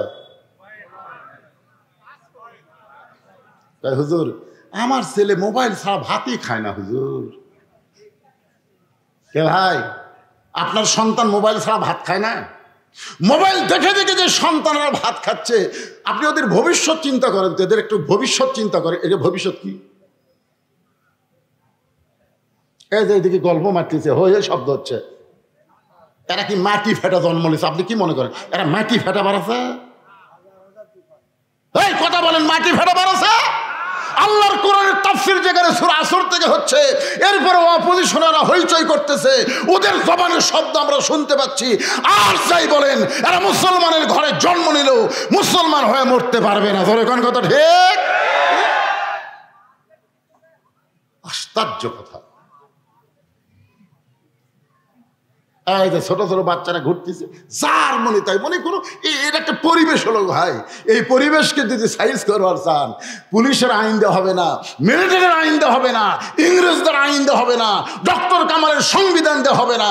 এটা সাইজ করবার গেলে আল্লাহর কোরআন লাগবে। জোরে কোন কথা ঠিক কিনা? হ্যাঁ, অনুনাজ্জিলু মিনাল কোরআনি মা হুয়া শিফাউ ওয়া রাহমাতুল লিল মুমিনিন। এর বাংলা অর্থ হলো সব সমস্যার সমাধান। যারা বলতেছেন না, বিশ্বাস করতেছেন না, আমি যেই বলবো সব সমস্যার সমাধান, আপনার জোরে বলবেন দিতে পারে আল কোরআন। বলতে পারবেন? বিরক্ত হচ্ছেন? সব সমস্যার সমাধান আলী বলতেছেন, ফাতেমা হোসেনের হাতে আল্লাহর কোরআন দিয়া আমি তোমার কাছে ঢুকছি। দরজায় নাকি কতগুলা মেয়ে মানুষ দাঁড়িয়ে আছে, তারা তোমার সঙ্গে একটু দেখা করবার চায়। তুমি পর্দানিশি তোমার কাছে দেখা করে তারা হয়তো আমলের ব্যাপারে কিছু শিখতে চায়। ও ফাতেমা, আমি কি মেয়েদের জন্য দরজা খোলার ব্যবস্থা করব? তুমি কি এই ব্যাপারে হুকুম দাও? ফাতেমা বলে, স্বামী গো, আমার কোনো আপত্তি নাই। মেয়েরা যদি আমার সঙ্গে দেখা করবার চায় তাহলে আপনাকে পর্দার ব্যবস্থা করা লাগবে। যেই বলেছে যদি দেখা করবার চায় তাহলে পর্দার ব্যবস্থা করা লাগবে। আলী মুস্কি মুস্কি হাসার বলে, ফাতেমা মেয়েরা মেয়ের সঙ্গে দেখা করবে, এখানে কোনো পর্দার ব্যবস্থা লাগবে না। ফাতেমা বলতেছে, আপনি পুরুষ মানুষ বুঝবেন না, পর্দা সম্পর্কে আপনার চাইতে আমার বেশি আছে ধারণা। আলী কয়, আমি মরদ মানুষ বুঝবো না? পর্দা সম্পর্কে আপনার চাইতে আমার বেশি আছে ধারণা। রাসূল বলেছে, আনা মাদিনাতুল ইলম ওয়া আলী বাবুহা, আমি হচ্ছে ইলমের শহর, ওই শহরের দরজা হলো হযরত আলী। আল্লাহ রাসূল বলেছেন, আমার আলীর মতন জ্ঞান কিয়ামত পর্যন্ত কোনো মানুষের মাথায় আসবে না। ধরে কর না সুবহানাল্লাহ। বিশাল জ্ঞানী ছিলেন হযরত আলী। রাসূল বলেছেন, আমার চারজন সাহাবী এক নম্বর, নরমে এক নম্বর আবু বকর, গরমে এক নম্বর ওমর, সম্পদে এক নম্বর ওসমান, আর জ্ঞানী এক নম্বর আলী। ধরে কর সুবহানাল্লাহ। এত জ্ঞানী ছিলেন হযরত আলী। আর সেই জ্ঞানীর আমাদের বউটো এখন অনেক কিছু শিখছে, কিন্তু আলী কি মূর্খ? কথা কেন, আলী কি মূর্খ? বলতেছে পর্দা বিষয়ে আপনার চাইতে আমার জ্ঞান বেশি। আলী বলতেছেন, ফাতেমা পর্দা বিষয়ে আমার চাইতে তুমি কে বেশি জানো, আমি একটু তোমার কাছে জানতে চাই। ফাতেমা বললেন, স্বামী গো, যে মেয়েরা দরজায় দাঁড়িয়ে আছে আপনি কি তাদের চিনেন? যেই বলছে আপনি কি তাদের চিনেন, সঙ্গে সঙ্গে হযরত আলী চুপ করছে। মারাত্মক মারিফতের কথা। যে মেয়েরা আমার সঙ্গে দেখা করবার চাই দরজায় দাঁড়িয়ে আছে, আপনি কি তাদের চিনেন? আলী বলতেছেন, ফাতেমা এই দুনিয়াতে একজন নারীকেই চিনি, যে হলো আমার হাসান হোসেনের মা। যদি আলী বলতো আমি চিনি। একদিন আমার বউরে কইলাম, আমার চাচাতো ভাই বউটা ভালোই পাচ্ছে। যেই বলছি বউটা ভালোই পাইছে, খুব সুন্দরী। আমার বউ কয়, আপনি কবে থেকে লুচ্চা হলেন? আমি কইলাম, লুচ্চা মানে? তা আপনি একজন আলেম হয়ে একজনের বউ দেখেন, আপনার লজ্জা করে না? আমি এরপর থেকে কোনো মেয়েকে যদি দেখি আর বউয়ের কাছে কোনোদিন কই না, কারণ কলি ধরা খাওয়া লাগবে। ধরে কোন ঠিক, আমি কান ধরে তওবা করছি না, আর দেখবই না, আর দেখবই না। যদিও দেখি বউয়ের কাছে আর বলা যাবি না। আলী বলতেছেন, ফাতেমা এই দুনিয়ার একজন মেয়েকে শুধু আমি চিনি, সে হল আমার হাসান আর হোসেনের মা। ফাতেমা বলে, স্বামী গো, যে মেয়েরা দরজায় দাঁড়িয়ে আছে সমস্ত মেয়েরাই পর্দানিশী, কিন্তু একটা যদি বেপর্দা হয়, যে মেয়েরা আমার সঙ্গে দেখা করবে সবাই পর্দানিশী, কিন্তু একজন যদি বেপর্দা হয়, বেপর্দা নারী যারা শয়তানের যানবাহন তারা। সবাই আমার সঙ্গে বলবেন, বেপর্দা নারী যারা শয়তানের যানবাহন তারা। বেপর্দা নারীর মধ্যে দিয়ে শয়তান আমাদের সমাজের মধ্যে ঢুকে যায়, আপনার বাড়ির মধ্যে ঢোকে, আপনার পরিবারের মধ্যে ঢোকে। পুরুষের মাধ্যমে শয়তান ঢোকে না, শয়তান ঢোকে নারীর মাধ্যমে। জোরে কোন কথা ঠিক? কারণ জান্নাতের মধ্যে আদম আলাইহিস সালামের কাছে শয়তান আসতে পারে নাই, শয়তান এসে হাওয়ার কাছে। জোরে কথা কন না কেন? হাওয়া বেপর্দা আছে। বেপর্দা কি? ওলা তাকরাবা হাযিস শাজারা ফাতাকুনা মিনাজ জালিমিন। ওই গাছের কাছে যাইও না, গাছের দিকে তাকায়ও না, গাছের দিকে তাকালে পর্দার খেলাপ হবে। যেই বলছে গাছের দিকে তাকাও না, তখন থেকে হাওয়া শুরু করছে, তুমি গাছের কি মাল আছে রে? তাকায় দেখে স্বামী আদম একটু দূরে গেছে, ওই সুযোগে হাওয়া আস্তে আস্তে গাছের কাছে গেছে। গাছের কাছে যেই গেছে তখন ইবলিস শয়তান মতো তাও মারছে, যাক এই মদদের জন্য আমি পারিনি, আজকে আদমক সাইজ কর মদ দিয়ে রে।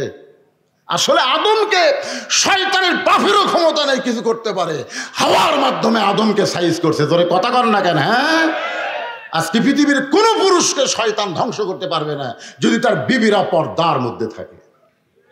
আর বউ যদি বেপর্দা হয়ে যায়, এজন্য আমার সঙ্গে সকলে একটু বলবেন, বেপর্দা নারী যারা শয়তানের যানবাহন তারা। ফাতেমা বলে, স্বামী গো, যে মেয়েরা দরজায় দাঁড়িয়ে আছে তাদের মধ্যে একটা যদি বেপর্দা নারী থাকে, আর ওই বেপর্দা নারী এই পর্দা নিশির ভিতরে বসে যদি আমার চেহারা দেখে, যদি বাহিরে গিয়ে কোনো পরপুরুষের কাছে বলে, কারণ বেপর্দা নারীর কাছে পরপুরুষ কোনো ফ্যাক্টর। ওই মেয়েটা যদি বাইরে যায় বলে, আমি গেছিলাম গো ওই পর্দা নিশিকের সাথে ফাতেমার দেখবে, ফাতেমার চোখের গুরু এইরকম, ফাতেমার বুকের চেহারা এইরকম, ফাতেমার কান এইরকম, আমি ফাতেমা সারা জীবন পর্দার মধ্যে থাকলাম, কিন্তু একটা বেপর্দা নারীর কারণে আমি বাহিরে পরপুরুষের কাছে পরিচিত হলাম। এইটা আমি কখনোই হব না। মেয়েদের সঙ্গে দেখা করতে হলো ফাতেমাকে পর্দার ভিতরে দেখা দিতে হবে। সুবহানাল্লাহ বলে। ওগো স্বামী, আমি ফাতেমা আমার বাবার কথা অনুযায়ী পুরুষের 1 নম্বর হলো নামাজ, আর নারীদের 1 নম্বর হলো পর্দা। আমার বাবা যেদিন থেকে বলেছে সেদিন থেকে আমি ফাতেমা পর্দাকে এমনভাবে গ্রহণ করেছি। আসলেই ফাতেমা গভীর রাত্রে পর্দার মধ্যেই দুনিয়া থেকে কিন্তু বিদায় নিছে। তোর কোন কথা ঠিক কি না? হযরত আলী গভীর রাত্রে ফাতেমাকে দাফন করেছে। দাফন করার পরে আল্লাহর কাছে কাঁদতেছে, আল্লাহ আমার ফাতেমা সারা জীবন পর্দার মধ্যে থাকলো, পর্দার মধ্যে তাকে দাফন করলাম, তার পর্দাটা তুমি তোমার দরবারে কবুল করে নাও। এ দোয়া করার পরে হযরত আলী তাকায় দেখে কয়েকটা পুরাতন কবর দেখা যায়। এইমাত্র ফাতেমার কবর দেখে নতুন কবর নাই, গোটা জান্নাতুল বাকি দৌড়ায় বলে ফাতেমার কবর, ফাতেমার কবর। কে যেন দূর থেকে বলে, আলী রে আমার ফাতেমা পর্দা নিশি, আমি আল্লাহ জোহরা ডিগ্রি দিয়া ফাতেমার কবরটাকে কিয়ামত পর্যন্ত পর্দা করে দিয়েছি। আজকে আমার মায়েদের জন্য বললাম, মা জান্নাতে যদি যাবার চান সবচাইতে ভালো আমল হলো পর্দা।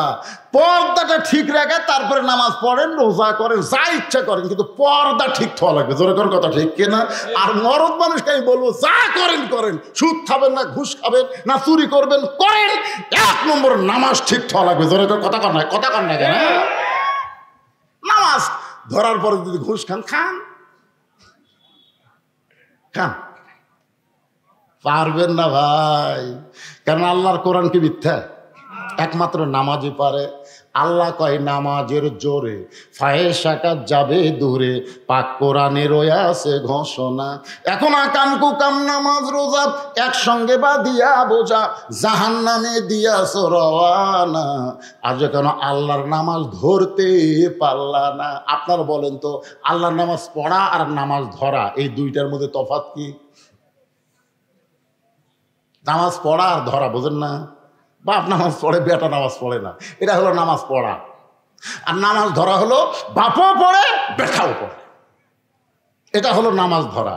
এই জন্যে কোরআনের শাসন যখন বাংলাদেশে চালু হবে, তখন যিনি আপনাদের এমপি হবেন, এমপির মাধ্যমে প্রধানমন্ত্রী হবেন, চেয়ার পাওয়ার আগেই তার 1 নম্বর দায়িত্ব হলো আকামুস সালাত, নামাজ কায়েম করো। ধরে কোন ঠিক কথা বলেন না কেন? আমাদের ওয়াজ দিয়া তো নামাজ কায়েম হবে না। 2-1টা মানুষ নামাজ পড়বি কিন্তু ধরবি না। আপনারা কি চান যে আগামীতে আমাদের বাংলাদেশে নামাজ কায়েমের বিলটা সংসদে উত্থাপন হোক? এটাকে আপনারা চান? কারা কারা চান? আল্লাহকে একটু হাত দেখেন তো দেখি। লিল্লাহে তাকবীর, হাত নামান। এখন যারা নামাজ পড়ে না তারা কি এক বিপদে পড়লাম রে। আসলে যারা নামাজ পড়ে না, দুনিয়ার সবচাইতে নামাজই তাদেরকে কঠিন মনে হয়। দেখবেন সবই করে, কিন্তু এই নামাজত গেলি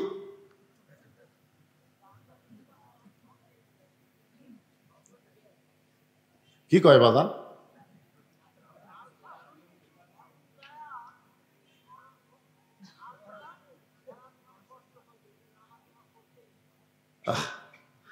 যারা নামাজ ধরেছে তাদের একটা কথা বলবো, যারা নামাজ ধরেছে তাদের একটা চরিত্রের কথা বলি।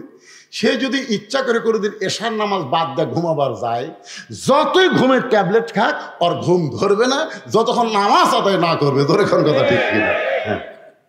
দেখেন নামাজ একবার ধরে দেখেন, আপনি সব ছাড়বেন কিন্তু আপনি নামাজ ছাড়তে পারবেন না। নামাজ ছাড়া আপনাকে শান্তি লাগবে না। এই জন্যে ও আমলুস সালেহার মধ্যে আজকে 2টা আমলের কথা বললাম। পুরুষের জন্য 1 নম্বর হলো নামাজ, আর নারীদের জন্য 1 নম্বর হলো পর্দা। সূরা আসরের 3 নম্বর বিষয় হলো ওয়াতাওয়াসাউ বিল হক। ওয়াতাওয়াসাউ বিল হক। আচ্ছা, আপনারা এই যে ওটা বসা যে ছেলে ফেলে উঠতেছে, কিছু কর না কেন? কি শেষ করে দিব? আমার কথা কি শুনতে আপনাদের অসুবিধা হচ্ছে? মাইকের সাউন্ড কি কানে ঢুকতেছে? তো তাহলে আপনারা এরকম ব্যাস সাইজ হচ্ছে মাঝে মধ্যে হন কেন? সূরা আসরের বিষয় কয়টা? জোরে বলেন কয়টা? 1 নম্বর হলো ঈমান, 2 নম্বর আমিলুস সালিহাত, নেক আমলের মধ্যে পুরুষের 1 নম্বর নামাজ, নারীদের 1 নম্বর পর্দা। এই দুইটা সম্পর্কে আলোচনা করে 3 নম্বর বিষয় হলো ওয়াতাওয়াসাউ বিল হক। বাংলাদেশে একটা আলেম ছিল, মস্ত বড় শাইখুল হাদিস, নাম হলো আজিজুল হক। যেরকম নাম কি? ওনার এক ছেলে নাম হলো মামুনুল হক। আপনারা বলেন তো, এই দুই হক দুই ধনী জেলখানা ঢুকছিল কি অপরাধে? কথা কয় না রে, বাংলাদেশের লোক কথা কয় না রে। এই মামুনুল হকের বাপ আজিজুল হককেও কিন্তু হাসিনা সরকার জেলের মধ্যে ঢুকেছিল। জোরে করে কথা ঠিক কিনা? ওযু করার পানি পর্যন্ত দেয়নি। শাইখুল হাদিস যিনি বুখারী শরীফ বাংলা অনুবাদ করেছেন, সেই শাইখুল হাদিসকে জেলের মধ্যে ঢুকাইছিল এই হাসিনা সরকার। ওযুর পানি দেয়নি, তার ছেলেকেও জেলখানায় ঢুকালো। আপনারা বলেন তো কি অপরাধে? অনেকেই হয়তো আপনাকে তেলতালারা বলবে, তেলতালা বোঝেন না? সারা তেলতালারা, আমার এলাকার তেলতালারা গরিবের ছেলে যদি লেখাপড়া করে যতই পড়ুক ম্যাট্রিক পাস করবি না, আগেই কয়ে দেয়। ম্যাট্রিক যখন পাস করে কই ম্যাট্রিক পাস করলে কি হবে রে? আয়ত ফেল করবি। আয়ে যখন পাস করে, আয়ে পাস করলে লাভ আছে, বিয়ে পাস করবার পারবি না। বিয়ে যখন পাস করে তেলতালা কয় যতই পাস করুক চাকরি নেই। পরে যখন চাকরি পায় কয় যতই চাকরি পাক থাকবি না। যখন বহুদিন চাকরি থাকে তখন তেলতালা কি কয়? যতই চাকরি করুক আমার সাথে পারবি না। মানে তেলতালা খালি উপরে থাকবার চাই, নিচে বলবার চাই না। জোরে কোন কথা ঠিক না? সমাজের মধ্যে এরকম তেলতালা আছে না নাই? তেলতালা, এই শালা তেলতালারা এখন 4টা দল হয়ে গেছে। 1 নম্বর হলো তারা গুজব লীগ। জোরে কোন কি লীগ? 2 নম্বর হলো তারা আফসোস, আগেই ভালো আছিল, আগেই ভালো আছিল, মেরে খাওয়া হচ্ছিল, আফসোস করতেছে না, তার নাম হলো কি লীগ? আফসোস লীগ। আর একটা আছে হতাশা লীগ। জোরে বলেন কি লীগ? আর পোলা আছে আওয়ামী লীগ।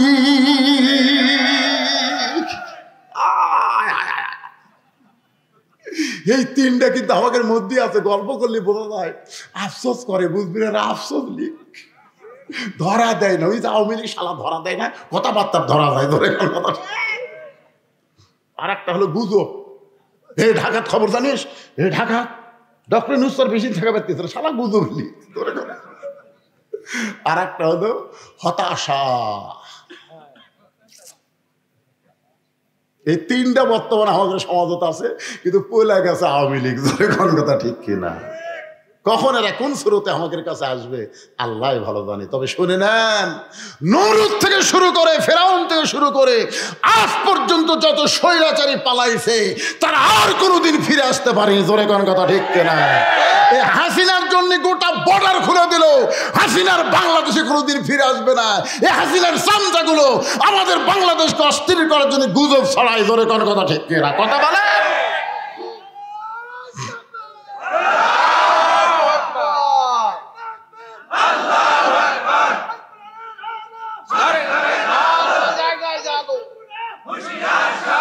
আল কোরআনের আলো।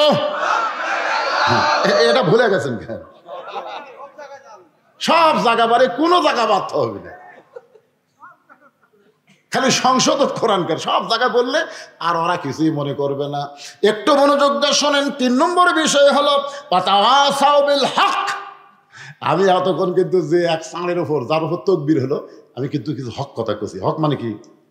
সত্যি কথা কয় না, সত্যি কথা। আপনার বলেন তো এই কোরআন কি? কুল জাল হক ওয়া যাহাকাল বাতিল ইন্নাল বাতিলা কানা যাহুকা।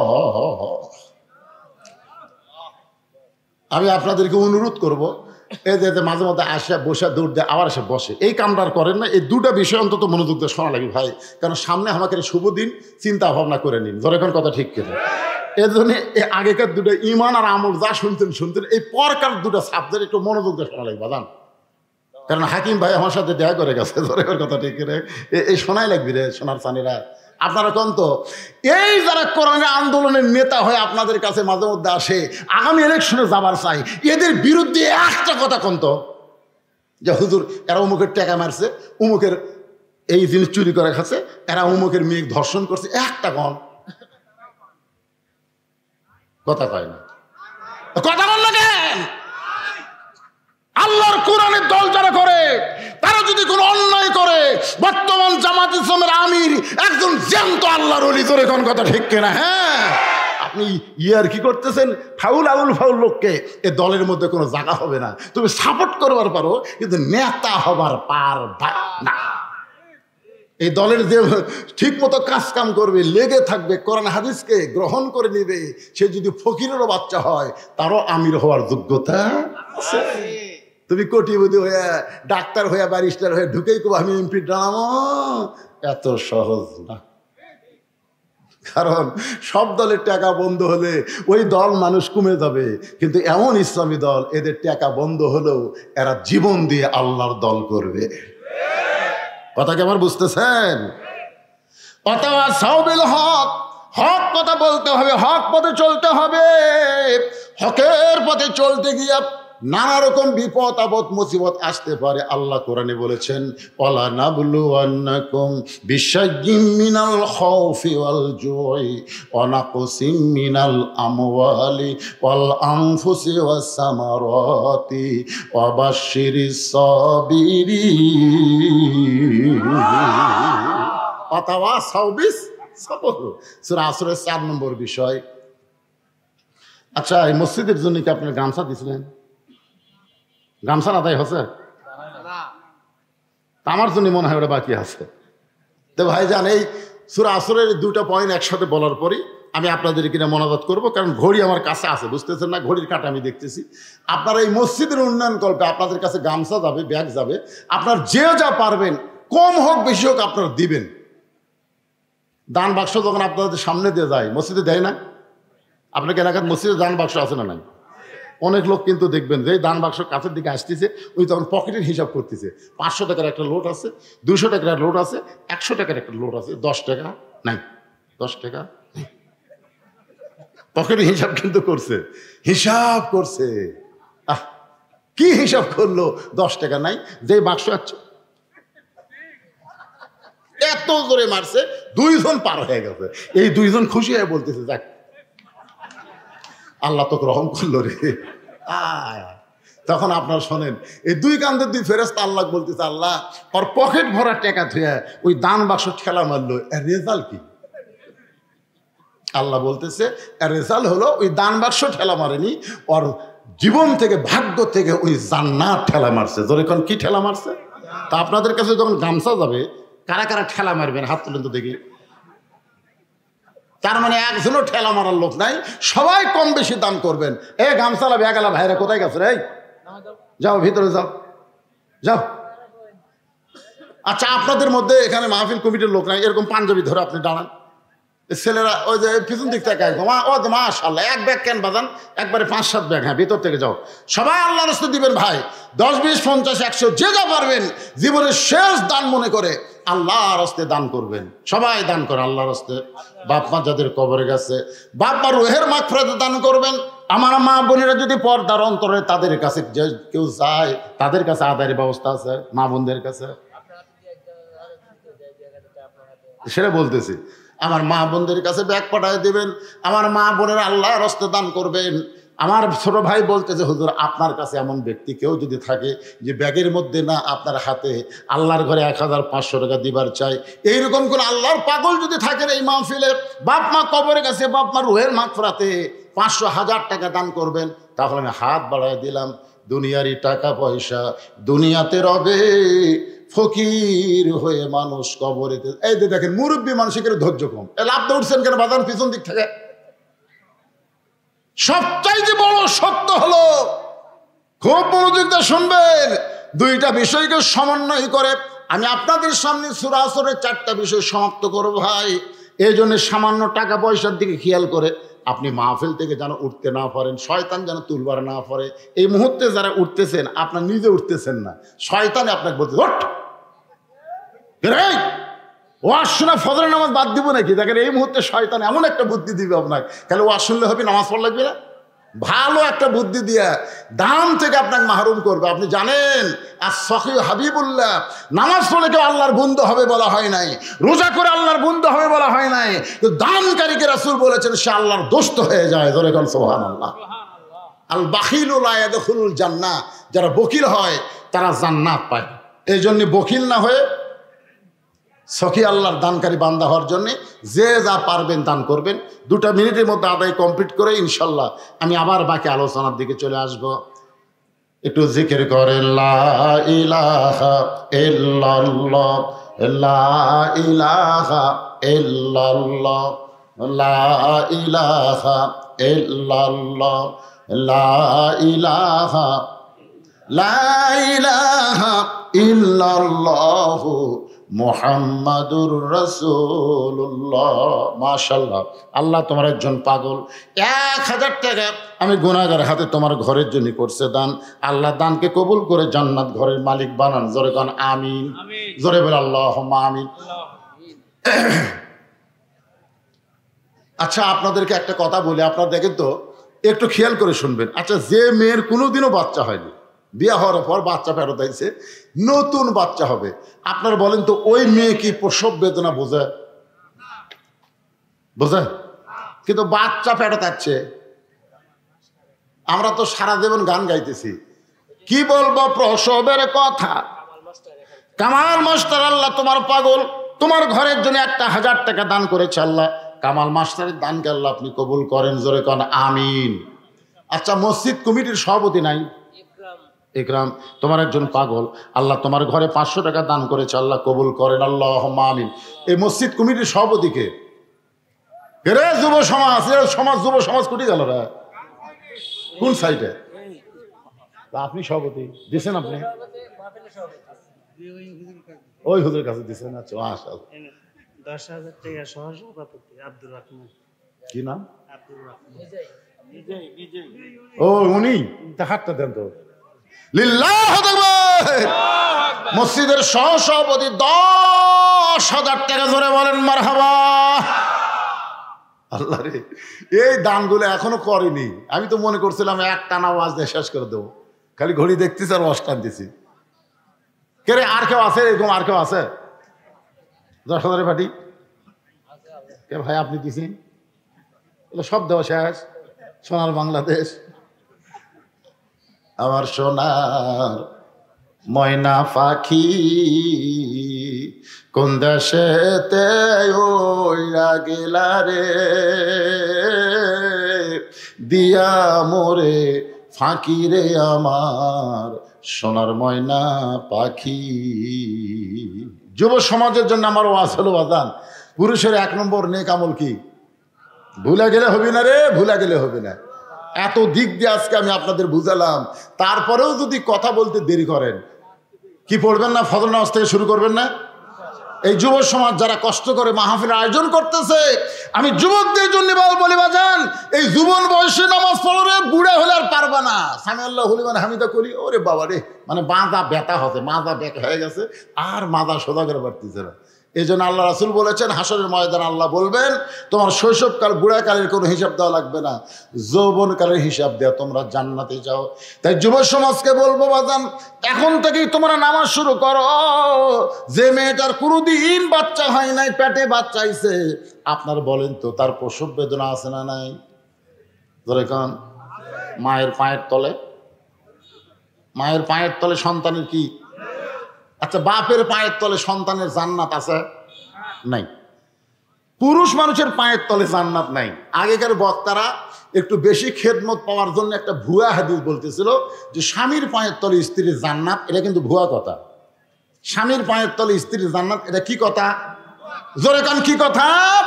আসল কথা হলো কোন পুরুষের পায়ের তলে জান্নাত নাই। জান্নাত হলো নারী, আর সেই নারী যদি মা হয়। এখন প্রসব বেদনা যখন শুরু হয়েছে, আমার বউকে আমি বলছিলাম, কে গো, প্রসব বেদনা যখন শুরু হয়ে যায়, ব্যথাটা কোন দিকে? আমি মনে করছি নিজ দা বাচ্চা হয়তো ওই দিকে হয়তো ব্যথা হয়। আমার বউ বলে, স্বামী গো, আপনি পুরুষ মানুষের নারীর ব্যথা শুনে কি করবেন? বলে, বক্তা মানুষ হয়তো ওয়াজে বলা লাগতে পারে। আমার বউ কয়ে, যখন ব্যথা শুরু হয়ে যায়, ব্যথাটা কলিজা থেকে শুরু হয়, এমন ব্যথা শুরু হয় মেয়েটা অধৈর্য হয়ে কখনো বলে আমি গলার দড়ি দিব, আমি বিষ খাবো, এই কষ্ট আর আমি সহ্য করতে পারবো না। এখনো বাচ্চা হয়নি, নতুন মা হবে, কষ্ট সহ্য করবার না পাইরা চিৎকার করে বলে আমি গলায় দড়ি দিব, বিষ খাবো। দাদি নানি দৌড়ে এসে ঘরের মধ্যে ধাক্কা দিয়ে তোলে, কেন বিষ খাবি, কেন গলার দড়ি ধরবি? সবর, ধৈর্য ধর, ধৈর্য ধর, ধৈর্য ধর। মায়ের পায়ের তলে সন্তানের জান্নাত। যদি সন্তান মায়ের পায়ের তলে জান্নাত পায়, এত বড় নিয়ামত আল্লাহ মাকে দান করেছে। মা হতে হবে, বিষ খেলে চলবে না, গলার দড়ি দিলে চলবে না, মা হওয়া লাগবে। ধৈর্য ধর, সবর, ধৈর্য ধর। নানি আর দাদি যখন ধৈর্যের উপদেশ দেয়, এক সময় আর পারে না, চিৎকার করে, তখন মেয়েটাকে শোয়া দিয়া নরম পানির মধ্যে কাপড় ভিজায়, ওইটা কপালের উপরে দিয়া কয় ধৈর্য ধর, দাঁতের উপর দাঁত দে, দাঁতের উপর দাঁত দেয়, ইন্নাল্লাহা মা'আস সাবিরিন। কানে কানে কোরআনের আয়াত শুনাই, কানতে কানতে এক সময় দাঁতের উপর দাঁত দেয়, এদিকে ধাইমা বাচ্চা টেনে বের করতেছে। এক সময় মা বেহুশ হয়ে যায়, মায়ের পায়ের তলে সন্তানের জান্নাত পাওয়ার আশায়। মা যখন বেহুশ হয়ে গেছে, এমন সময় সন্তান মা মা ম্যা ম্যা বলে কাঁদতেছে। সন্তানকে গোসল করায়া ওই সন্তান যখন মায়ের বুকের উপরে দেয়, সন্তানের পরশে মা বেহুশ থেকে হুঁশ ফিরে পায়। হুঁশ পাওয়ার পরে মা বুঝতে পারে আমার বুকের উপরে এত রহমত, এত শান্তি কোত্থেকে। তাকায় দেখে পূর্ণিমার চাঁদের মতো ফুটফুটে একটা বাচ্চা তার বুকে, পেটের বাচ্চা পেট থেকে বের করে বুকে রাখছে। মা আস্তে করে জিহ্বা বের করে ওই বাচ্চারে যখন চুমা খাবার চাই, দাদি নানি তিরস্কার করে বলে লাত্তি মার, বুকের উপর থেকে ফেলায় দে, এর জন্য তুই গলার দড়ি দিবার চাইছিস, এর জন্য বিষ খাবার চাইছিস, এরে চুমা খাস না। মা কান্দার বলে দাদি রে, কষ্টের পরে এমন শান্তি, কষ্টের পরে এমন শান্তি আমি বুঝতে পারি নাই দাদি। এমন শান্তি পায় আমার প্রসব বেদনার কষ্টের কথা আমার মনে নাই। আজকে আল্লাহর কোরআনকে যদি বাংলাদেশে বিজয় রূপে দেখতে চাই, বাজানগ কোরআন বিজয় সাধারণ কোনো বিষয় না। কোরআনের পাখি আল্লামা সাঈদী হুজুরকে জেলের মধ্যে হত্যা করা হয়েছে, ইসলামী আন্দোলনের কর্মীদেরকে, নেতাদেরকে ফাঁসির মঞ্চে নিয়ে যাওয়া হয়েছে, অনেকের গুম করা হয়েছে, অনেকের হত্যা করা হয়েছে। শেষ পর্যন্ত 5ই আগস্ট 2000 ছাত্র জনতার জীবনের বিনিময়ে, রক্তের বিনিময়ে আমরা আবার স্বাধীনতা দেশ বাংলাদেশ পাইলাম। এই বাংলাদেশের স্বাধীনতা যদি আমরা ভোগ করতে চাই, মানুষের তৈরি আইন দিয়ে ভোগ করা সম্ভব না, আমাদের আল্লাহর কোরআনের আইন লাগবে। জোরে বলেন কথা ঠিক কি না? প্রসব বেদনার কষ্ট আমাদের হয়ে গেছে, প্রসব বেদনার কষ্ট হাসিনা আমাকে দিয়ে দিছে। ধরে কোন কথা ঠিক কিনা? এখন হলো ওই বাচ্চাটা বুকের উপরে পাইছি, ওই বাচ্চারে লালন পালন করা, ওই বাচ্চাকে লালন পালন যদি করতে চাই, একদম ঘোড়াডম আইরে আইটিয়ে নাই ভরা দিয়ে না লেগেল বোয়াল মাছে, তাই না থেকে ভদর নাচে, এই বই আমরা দিব না। হযরত আলী হোসেনের হাতে যেমন আল্লাহর কোরআন দিয়েছিল, আমরা তেমন কোরআনের সমাজ করতে চাই। আল্লাহ যেন আমাদের তাওফিক দেয়। জোরে বলেন আল্লাহুম্মা আমিন। ইস্তিগফার পড়ে আস্তাগফিরুল্লাহাল্লাযী লা ইলাহা ইল্লা হুয়াল হাইয়ুল কাইয়্যুম ওয়া তুবু ইলাইহি। রেখা একজন মা রেখা 1000 টাকা দান করেছে। আল্লাহ মা রেখার দানকে আল্লাহ আপনি কবুল করেন। যে নিয়তে দান করেছে আল্লাহ নেক নিয়ত নিকাশা কবুল করে। আল্লাহুম্মা আমিন। সকলে হাত তুলে আল্লাহুম্মা আমিন। আল্লাহুম্মা আনতাস সালাম ওয়া মিনকাস সালাম তাবারাকতা ইয়া যাল জালালি ওয়াল ইকরাম।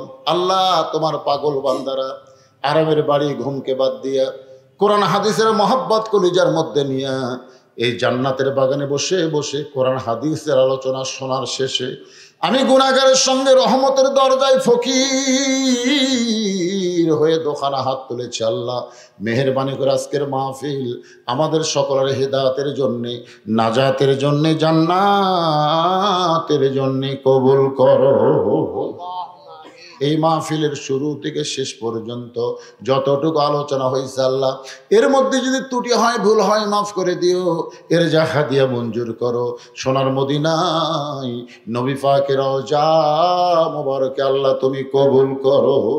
তামাম আম্বিয়ায়ে কেরাম আসহাবী কেরাম, তাবিনী কেরাম, তাবিনী কেরাম, তামাম পৃথিবীর মাটির নিচে যত মুমিন মুমিনা আছে আল্লাহ সকলের আরওয়াফে হাদিয়া কবুল করো। আমরা যারা হাত তুলেছি আমাদের মধ্যে জনম দুঃখনী মা যাদের কবরে চলে গেছে, ছোট্ট একটা শব্দ হলো মা, এ নামের মধ্যে কি মধু, যাদের মা নাই তারা বুঝতেছে।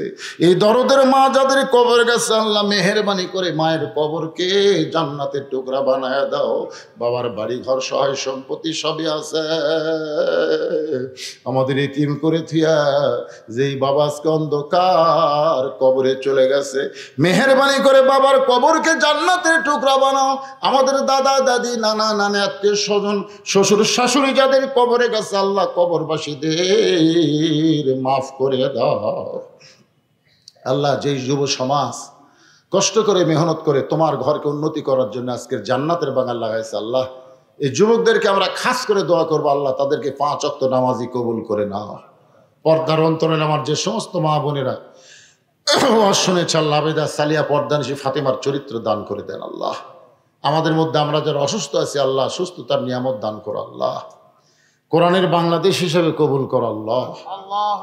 আগামীতে এই বাংলাদেশে কোরআনের সমাজ চলবে, এই দৃশ্য আমাদেরকে দেখার তৌফিক দিয়ে দাও আল্লাহ। আসমানে বেলা আসমানে নাও, জমিনের বেলা জমিনে ডাবায় দাও আল্লাহ। খাস করে মুয়াজ্জিন মুসল্লি এবং খতিবকে আল্লাহ তুমি কবুল করে নাও আল্লাহ। সমস্ত আলেমান আমাদের কবুল করো। আমি গুনাহগার বলে দোয়া ফেরে দিও না আল্লাহ। এতগুলো মানুষের মধ্যে যার 2খানা পছন্দ হয় সে 2 হাতের উসিলায় গোটা মাহফিলকে কবুল করো। মৃত্যুর সময় আমাদের জবানে জারি করে দিও লা ইলাহা ইল্লাল্লাহু মুহাম্মাদুর রাসূলুল্লাহ সাল্লাল্লাহু আলাইহি সাল্লাম। আসসালামু আলাইকুম ওয়া রাহমাতুল্লাহি।